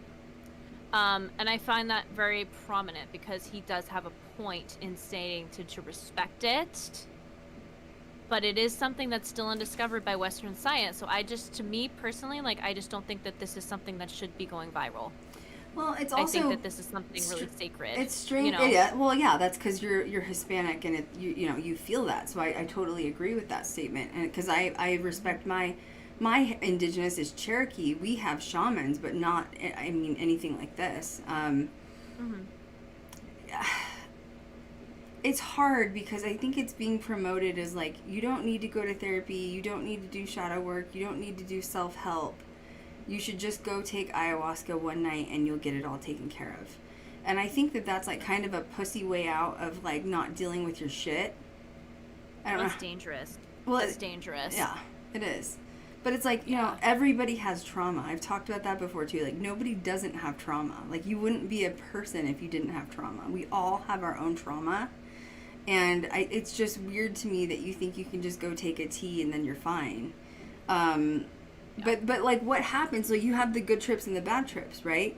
So you have the people that, the good trips are like what Megan Fox experienced, butterflies, rainbows. I've heard people literally say they go into like troll communities and they see trolls. Mood. It's like same. Euphoric. Literally. Leprechaun. Stop it. Leprechaun. Yeah, I don't need to hallucinate. See why I don't need to hallucinate? Just go to Jerome or the Stanley Hotel and you're good to go. Hang out with Krystal and I. Let's do Leprechaun. Leprechaun foot. Leprechaun foot. So the good experiences are fun and they're these colorful things, and then like they have these creatures that come talk to you. They're like, can you imagine if that's how therapy went? You have this like mystical creature that's like, Krystal, I heard those trolls with the hair. I heard your mom was murdered. Let's talk about it. Okay, like it's just not. It is, and like if you think that's the real world, like you've got something wrong else. You know what I mean? Like, and then you have like the experience like Megan Fox had, which is, and some people just see colors and like shapes and like geometric stuff. But the problem is they literally can't sleep because even when you close your eyes, you're still seeing all these shapes. Can you imagine just trying to be like, I've been drunk before where you go to sleep drunk and the room is spinning. That's just bad enough for me. Yeah. You know what I mean? You're just like, geez, stop spinning. But then the bad ones are like really bad, and they literally say they feel like they've gone to hell. Like Megan said, a lot of people we were watching said that they've had literal demonic encounters, and they'll come out of it and talk to the shaman, and the shaman's like, oh, it's not a demon, it's just your shadow side. Dude, if I have a demon attached to me, that's a serious problem. Okay, it's like a serious problem. So I mean, it's weird. You're back and forth on like which side is it. So we watched this one particular documentary where this guy went to Peru, and it's kind of a boring documentary. So it didn't have very many stars on it, but it was because he was just showing his authentic journey onto this retreat. So he flies from America to Peru. He goes into downtown Peru, and wherever the city he was in, and you can buy ayahuasca on the street. There are people that sell it in flasks in Peru. Did you see that? For $6 in U.S. money. $6. Literally. Yep, you can buy ayahuasca. $15 in their money. And so he bought one, but he didn't drink it, but he took it with him. Which, God, is that pungent? Yeah. Like, that has to be musky if it's been sitting down there in the heat, you know what I mean? And if it's hot, yep. Growing bacteria and shit, you know what I mean? You wonder what your IBS is from, bro. So then he, like, takes a cab to, like, the edge of, like, this river, which I think was that the Amazon River? No, it was somewhere else. This was a different one. Yeah, we've seen a few documentaries. I'm sorry. So he takes a cab to the river where he has like established a boat waiting for him to pick him up, and it's a 3-hour boat ride. And I'm not talking a glamorous boat here. I'm talking like it's a little canoe. Oh. It's a canoe with a half-made engine on the end of it, and it's a 2-hour. Dog. The dog was adorable, by the way. The dog was adorable. And 2 hours on that canoe, little teeny ass canoe that looked like it was gonna sink. By the way, did you see that? Like that freaked me out. Did on the back? Yes. I was like, oh. Like everyone's gonna fly back. He's not gonna make it, bro. Gosh. He's not gonna. The canoe ride alone was dangerous. Okay, like Jesus. And once again, this is a lot of trouble. A 2-hour ride. Just start therapy, man. So he gets to this like, and it's just like desolate, middle of nowhere. Honestly, Nothing. Are there tigers and shit? Like, let's be real. There's gotta be like gators and crocs, right? I mean, something's gonna eat you out there, you know? Some weird Sasquatch out there. I don't know. And there's a skunk ape. There's a skunk ape. That's crypto. Crypto in like swamp areas. The skunk apes. Yeah. This skunk ape's like, dude, there's a bunch of white people tripping on ayahuasca again. They're all just freaking asleep, like passed out. Literally. So this no skunk ape. The skunk ape's like, humans are stupid, man. Right. So also a mood. He goes into this ceremony. First of all, they then cut to the guy that's running this, and that's where Kat and I about died. You're in the middle of Peru, and it's this white British man who owns the retreat and owns all of this ayahuasca fields, okay? And he's literally talking that he's making thousands of dollars per person coming to do this ayahuasca retreat. It's expensive. Like, it's expensive retreats. If you want smaller groups of people, like 10 to 30, it's very expensive. Like, I'm talking, you'd have to be making a salary of $100,000 a year or more in order to go for these bougie-ass places. But it's this white British guy in the middle of Peru running an ayahuasca retreat? How the hell did you get here, man, from Britain? Did you take a boat? How is your blue shirt ironed so well? Yeah. I have some. Oh yeah, he looked. You see like a swanky outfit. You see the poor people of Peru, like poor, money-wise, the poor, and this like clearly well-off, crisp, ironed blue shirt British white guy who owns all this area, and he's taking the money from. And I was like dead shocked. I was like, oh my God, this is a marketing scheme. Like, I'm not saying that ayahuasca is not legit. I'm not saying that. I'm just saying there's some wrong people making some money off of this. And, I mean, that was the first thing you were pissed about. I was like, what is happening here? I feel like this is really just not right. There's something not right happening right now. How did he get down there? Seriously, how did this old white British dude get down there? In the middle of Peru? You never know. And he never said it. I don't know. So anyway, he's taken all this money from all these people. It's like a 10 people encampment. They're all sitting around drinking this hallucinogenic tea. He calls in his friend that's the shaman. The shaman starts singing the song. He wasn't able to record the actual ceremony, but he had like the audio on, if that makes sense. And like his phone was like tucked in his pocket, he said, because they didn't want anyone being videotaped, probably shitting themselves or barfing. And which I wouldn't want to be videotaped either. Okay, please turn your phone off. Okay, I'm about to have a serious IBS problem, and I forgot to bring toilet paper. Okay, I'm about to have an explosion. Please don't put this on TMZ. Okay. I'm crying, Kat. The last thing we need right now. It's so okay? bad. Woo! This is bad. This is bad. I doubt they have toilet paper. Honestly, they probably just use leaves down there. You know what I mean? Like, there's there's no running toilets. No. There's no toilets. There's a hole. You know. So Is there? Just have some concern. So he says that he scared, bro. I'm scared, bro. Okay, like, jeez, woo. It's making me sweat thinking about it. Like, God. I know, me too. I feel like I'm empathing. There's like My 10 eyes people. are burning. There's 10 people sitting around drinking ayahuasca, and he's like, I literally hallucinated for 12 hours, and he was like, That was it. That's what he said. He was like, That's all I he didn't. said. He's like, I didn't meet ayahuasca. I don't know who that is. I don't know who the hell that is. He's like, all I know is I didn't sleep, and he was like, the only thing that I got out of this was colors seemed brighter the next day. I was like, what? Yeah. Ugh. He's like, I woke up and I saw the world in a different light. And he was just like, I could Because you feel were things hallucinating all night, different bro. between me. Honestly, he might have still been hallucinating. To be totally honest, Jesus. because that stuff is like potent. Oh my God. Potent. So anyway, It was bizarre. It's just very bizarre. But it's not something that's. and made us he fear. said he threw up, and he said he heard everyone vomiting around him. Everybody vomiting. He's like, I don't think not one person didn't vomit. And you're right. If you're hallucinating, like, in all seriousness, like, I want to talk about it. If you're sitting there hallucinating for 12 hours and you have to shit, seriously, how are you going to get up and run to somewhere if you have to? If you're hallucinating, where are you going to go? You're not. You would have to go there. You would have no choice. I'm sure it happens. Nope. I just don't want to think about it. I'm just not going to think about it. Don't take your new pants from Macy's. You know what I'm saying? Stressful. Yeah, they'll get ruined. Oh my gosh.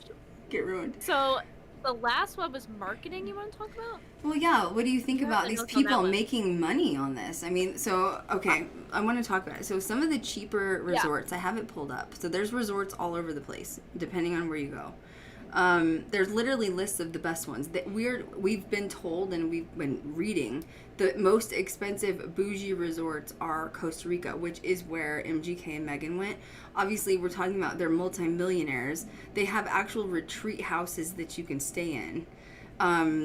So I'm sure it's crazy expensive, especially it's usually like a 7-day thing. It's like a 7-day retreat. It's like $10,000 or something. Isn't it? Minimum. It depends on the days that you stay. Now, if you're looking at one of the cheaper ones, it can cost between $300 a day to $600 a day. But, God, I feel like it's one of those things that you get what you pay for. True. Or Right? do you? Or do you? If it's a lot of money, like, I don't know. Well, and that's the thing, I if it's being respected as, like, an indigenous plant, are they respecting it by allowing all these people to come in and, like, hallucinate for days on end? But yet they're making people pay all this. You know what I mean? Doesn't that sound strange to you? Well, it's, energy is real, and your energy transference is real, okay? This divine being that's attached to this plant as well might have been manifested, might have not been. Who knows? And I just have it hurts my gut, no pun intended, to think about such a sacred ritual within indigenous tribes and them allowing, Western white man to come in and just experience it for the trip and for the money. I just feel like that's just bad karma, or bad juju to do that. I feel like this is something that should be well researched, well read, contracted. Here are the health concerns. Here's what this is. Please take this seriously, and not just seen for like the dollar. But then it's the other side where it's like, a lot of these areas could use the finances. could use the money to help those that are around them. So it's like, where is the line? Not Where- this where white, is the- not a where's the white line? British man in Peru, though. Well, no, but other ones that might not be headed by a white random British man in the middle of Peru. Right. You know, it just makes you question. It's hard. It's a hard thing to discuss because it's personal at that point. It's personal to those that are experiencing it and to those that have had it within their, you know, indigenous roots for so long. You know, another thing So- though, you know, is it, you know, I don't know if you can die from ingesting too much of this. I don't know if you can. I don't know. And once again, it may not be ingesting that kills you, but once again, like I said, is there bacteria? Is it clean? Like, let's be real. Is it clean? Like, there could be, you know, something else that kills you. And we won't hear about that. We're not going to hear about who dies. And then if you're a foreigner there and you die from something, even if it's not the ayahuasca, what do they do with you? Like, are you supposed to go with a will? Are you supposed to have like an advance? Are you supposed to have a power of attorney there? Are you, like, how did they get your body out of there? And honestly, I mean, let's be real. Yeah, I know what you're gonna say. They're just going to throw And you your know body what? in the river. I know. I mean, how else are they going to And get your body in the middle? You're in the middle of Peru, in the middle of nowhere. How are they going to get you home? I don't know. No, they're not. And here's the thing too is we can't find any reports on any types of severe health crises or deaths that occurred.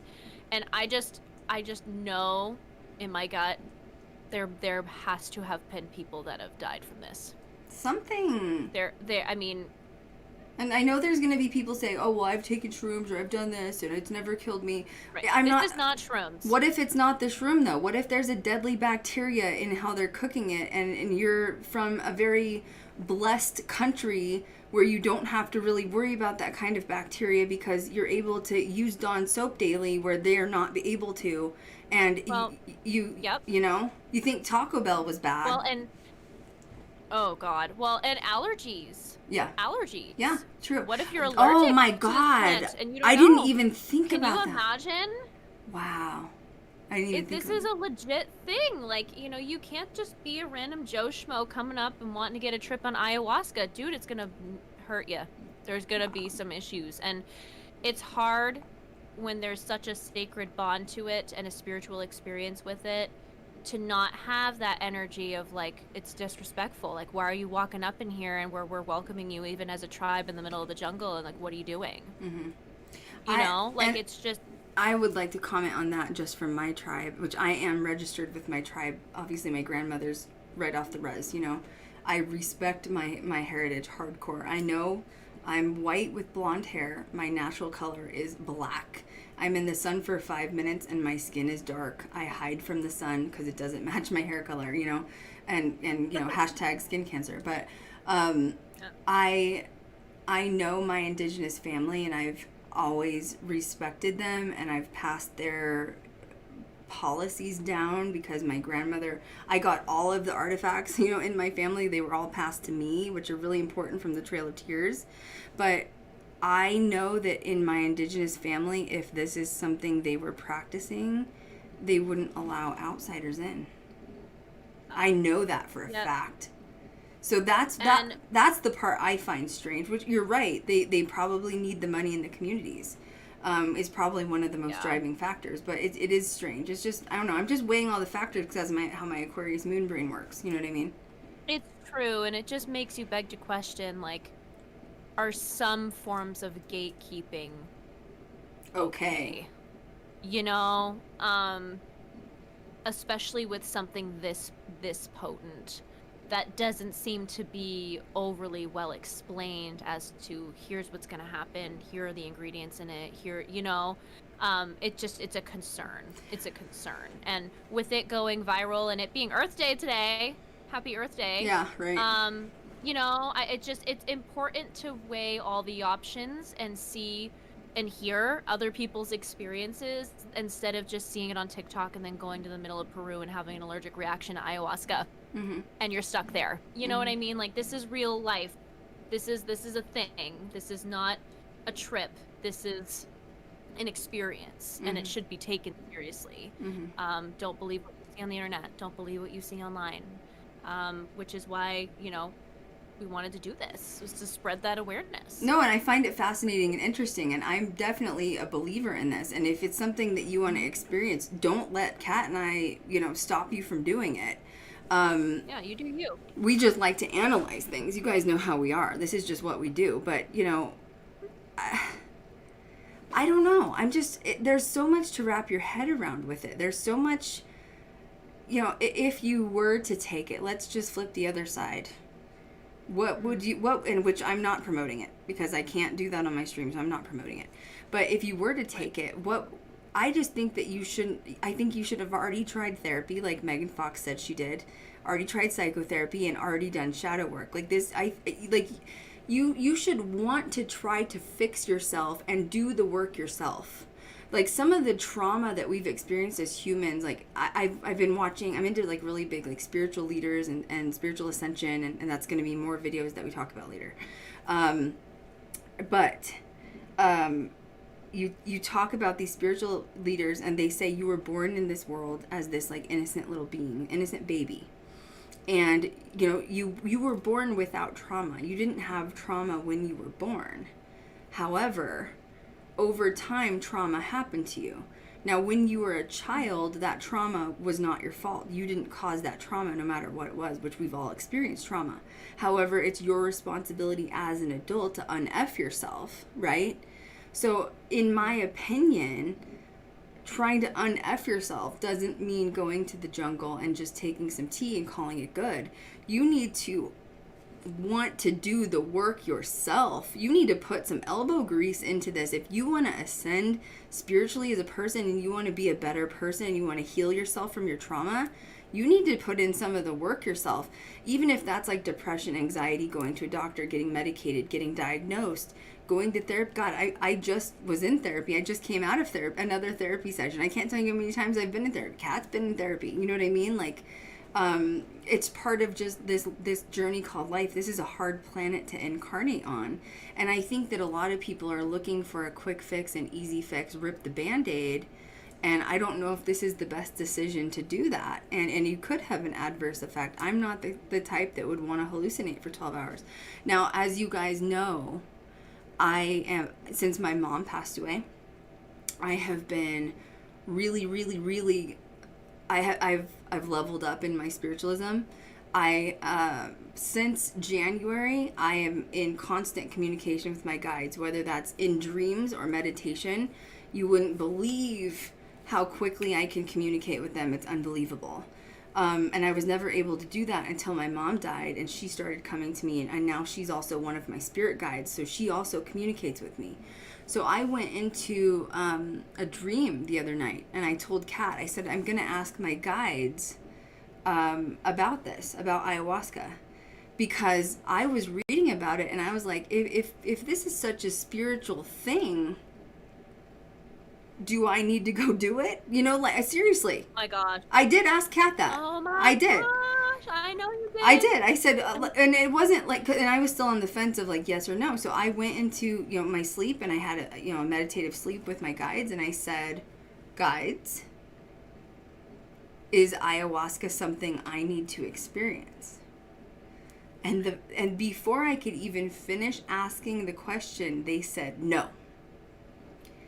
And then I said, what is it that they experience? Like, I want to know, is it spiritual ascension? Seriously, is it spiritual ascension? Is it an entity? What is it? And the only word that they gave me was hallucinations.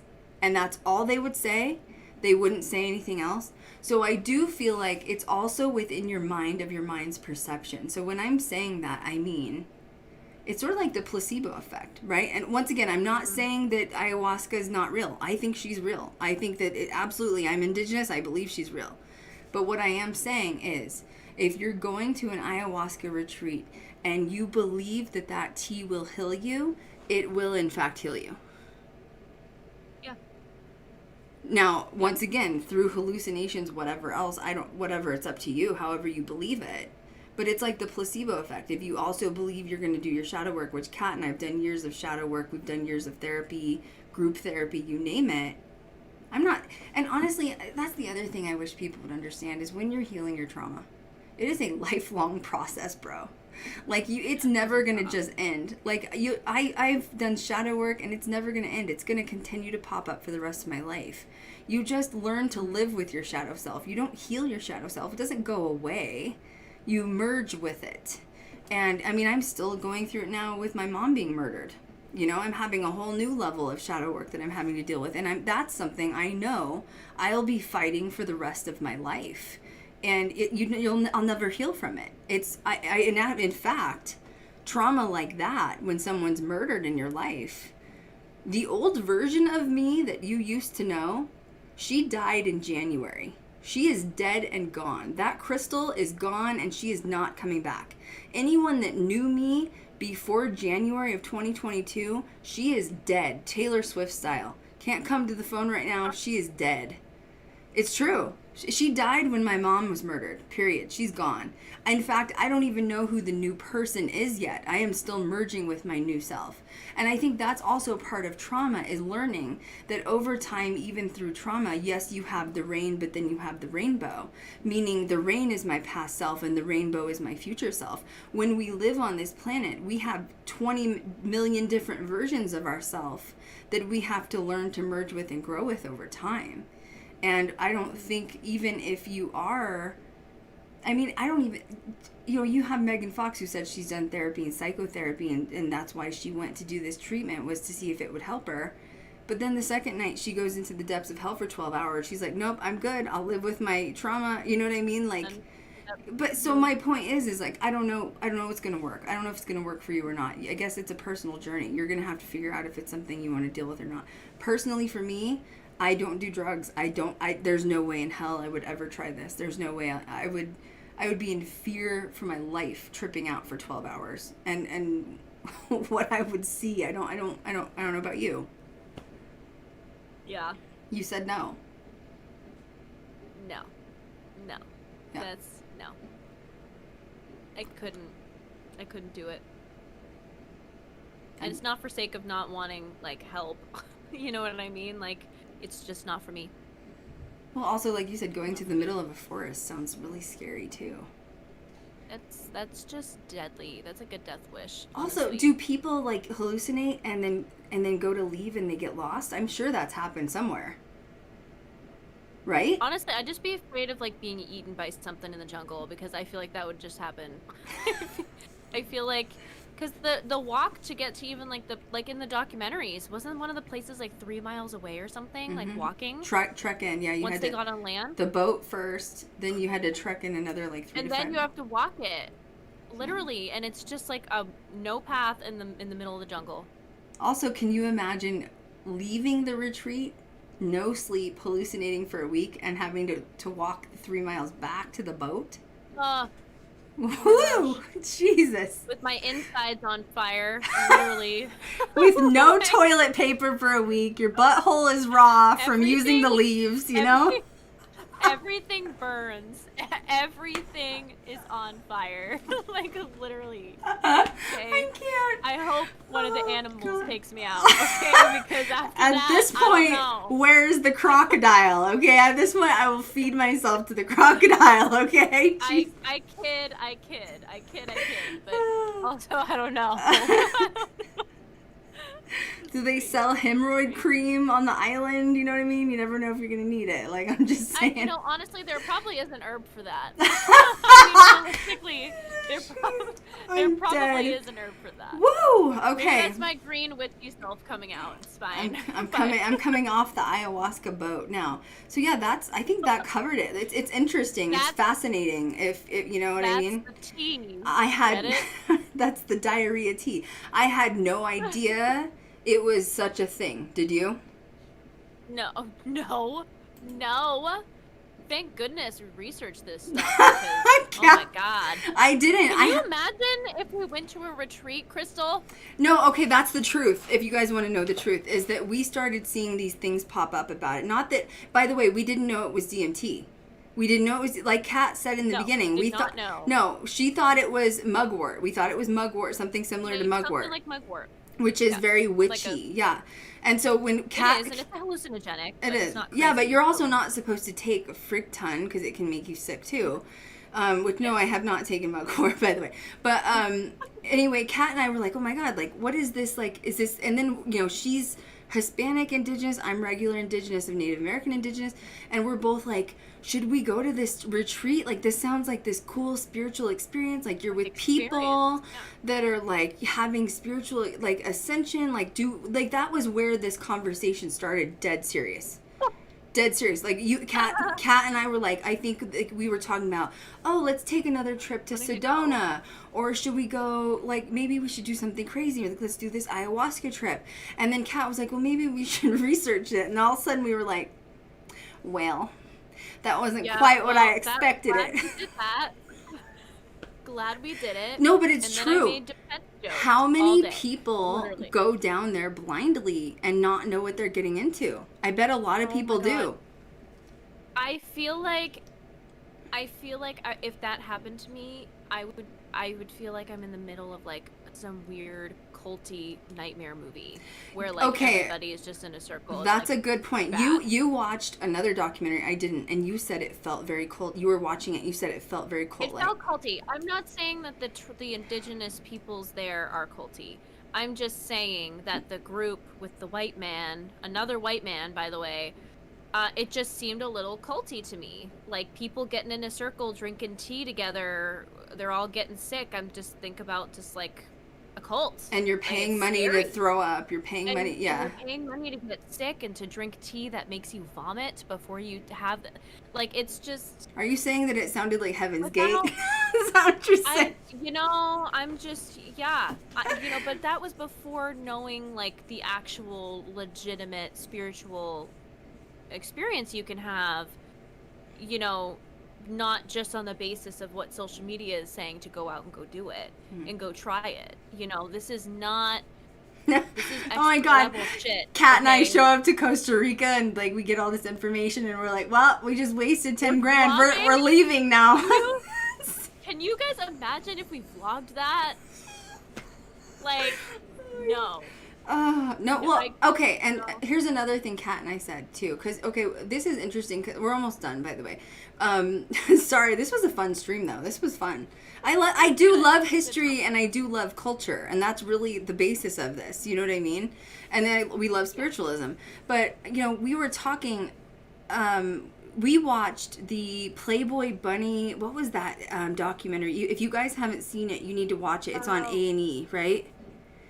Yep. What was it called? The Playboy Diaries or something?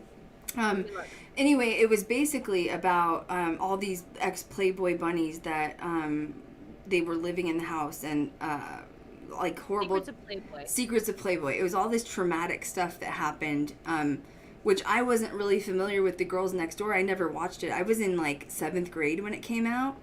And I wasn't allowed to watch it. I was not allowed to watch that. Like, my mother was like, you're not allowed. I think she was scared I was going to get, like, ideas. Like, my daughter's blonde. I don't want her flying to, like, Los Angeles, But so My mother would call it smut. That's smut. What's smut? What is that? Is it, like trashy? Is that what just, like, trash. Yeah. Wow. Yeah, I never knew the Playboy side. I was just too young for when it was, like, in the 90s, you know what I mean? When, like, it looked glamorous with, like, the Pamela Anderson side and stuff. But anyway, a lot of these girls were saying that Hugh Hefner would just hand them pills, like, literally handfuls of pills, and they would just take them. And that was where the conversation started, too, is, like, Kat and I would never just take pills somebody handed me, ever. And then they would end up, like, knocked out. I'm not saying that it's the victim's fault, for God's sake, if you got raped. But I'm just saying I would never just take pills somebody handed me. And that's sort of like the ayahuasca thing, is like, I don't think I would just take something somebody hands me without knowing what's in it. I feel like that's, like, well, unless you want to, like, possibly die. Like, it could kill you. Who knows what it is? It's scary. That's really scary to think about, especially when you're in a really isolated location like that. It just makes you wonder. Who know? makes it out? Yeah, who makes it out? Yeah, I know. I have the same question too. And it's something we're never going to know. You're never going to get statistics on that. Don't want to know. Well, you I don't wanna know. But if they did release information like people dying from ayahuasca or like, you know, parasites or allergic reactions, they're not going to release it because they're going to be afraid people won't come down to take it. So then they're going to lose out on that money, especially if you have celebrities like MGK and Megan Fox paying a lot of money to go to these places. Am I right? Well, yeah, and I feel like they're so out of the way. I feel like there are a lot of places that are protected. You know what I mean? True. So, That's a good point. Yeah. you know what I mean? Where you can't get in trouble if you go past a certain state line. Mm-hmm. You know, like it's one of those situations. They You're going so protect far the out, community. no one can touch you. Yep. They protect Yeah. the community. Yeah, I believe it. Yeah, it's just. Makes you wonder if that's how people but- disappear. Like people going to Costa Rica and Even- disappear. It's true, but like even Megan Fox said that she thought it was gonna be like glamping, Yeah. and then she just ended up in the middle of the jungle. I'm like, I would be in shock. Honestly, I would probably, if I saw the boat that you know we had to go and experience that, I'd probably be like, I'm going home. Yeah. We're going home.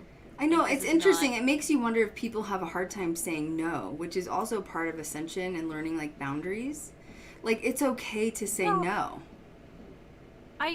I just feel like too, she might have just been putting her and him in danger because they're very high public Profile. figures. Yeah. Why would you go into like a random group of 20 people? Of course they're gonna know you. Mm-hmm. You know what I mean? Like, why would you put yourself in that position to also be uncomfortable? Like, what if something happened? What if you had a stalker fan or something? Mhm. You know, like, I don't know. I don't think that was a very wise decision on her part for a lot of reasons, but I'm not her, so she made that choice. Personally, I don't want to go to That's hell for okay. 12 hours and I'm good to go. You know what I'm saying? I think I've lived enough know. trauma that I don't need to go back to hell. You know what I'm saying? So. It's true. Oof. Gosh, it's It's just true. crazy. Yeah. So use your discernment. Use your discernment. Yeah, and sure. I'm not promoting it, but you do you, and Nope. I would not try it, and you do you, and I respect it. And if you're messing with Mother Earth as a white male, ooh, good luck. Let me know how that goes for you, because you know, the planet's getting slowly destroyed, and now you're gonna hallucinate with Mother Earth. Ooh, that sounds rough. Woo! You She know what gonna have some things to say. Yeah. Is all I'm gonna say about that. Yeah, and I believe Yeah. it. I believe she's real. I believe it exists. So anyway, hope you guys learned something from this. This was a fun stream. This is hilarious. It was fun to This do. was fun. We always go off on tangents. It's fun. It is, and I love learning about culture. I respect culture. I love culture. My mom always, always was really into like cultural stuff. So it's fun to learn about all these tribes and all these places. And yeah, just be smart with whatever you do. And I feel like that's more than just this. It's just in life in general, like life daily decisions. Just be safe, right? Like just be safe and think and research things Yep. before you just show up in a jungle. You know what I'm saying? Yeah. I mean, basic. The you worst know? part is though, is you may not be able to research it till you get there to experience it. So that's kind of scary too. You know what I mean? So just interesting. Why would you spend so much money and not like I don't understand it. Yeah. Maybe it's just human brain. I don't know. Maybe I just don't get it. Well, I think it was like you and I in the beginning where we were just like, oh, let's just go on this experience. And then we were like, whoa, wait a minute. It may not be exactly what you thought it was. You know what I'm saying? So yeah, that's true. That's true. thank you guys so much for tuning in. Next week is Elfie. I think we have an occult talk next week. She's really into her occultist, and I love it. I don't remember who we're working on with next week, but it'll be good. Elfie always finds the weirdest history, and it's like I just love listening to her. You know what I mean? Make sure you guys are following us on TikTok. So much bathroom humor. Sorry about that. You know, I'm not sorry. It's hilarious. I'm just We all saying. go to the bathroom. Just paint a picture. Well, I mean, maybe Oh, that was no. too much of a picture. You know? I mean, there's really no other way around it. How else do you talk about pooping yourself? You know? You know? It's just a bodily function, y'all. It's okay. Just We're gonna be you know, okay. I guess the last piece of advice if you go on one of these retreats is pack Depends and some extra toilet paper. That's all. You know, maybe some Tums. Is it like can you imagine getting up in the middle of the ceremony, ask the And a shaman, trash bag. "Do you have any And a Tums, trash sir? bag. I just need some Tums really quickly." I'm dead. Girl, Tums are not going to help you at this point, okay? Like, you are on your own with Goddess, okay? Anyway, guys, thank you so much. Make sure, Goddess Ayahuasca, make sure you guys download this stream. It should be available by tomorrow on all platforms, including Spotify, iTunes. Kat, Elfie, congratulations on all of your stream downloads. We are kicking butt on all of the streams. It's amazing. People love Kat and I talking about our strange poop tangents. And like I said, follow us on social media. Please, TikTok is kicking butt. Make sure you guys engage with as much of our content as you can so that you help us grow. I was hoping this week. Every time someone says leprechaun foot, I have phantom pains in my left foot.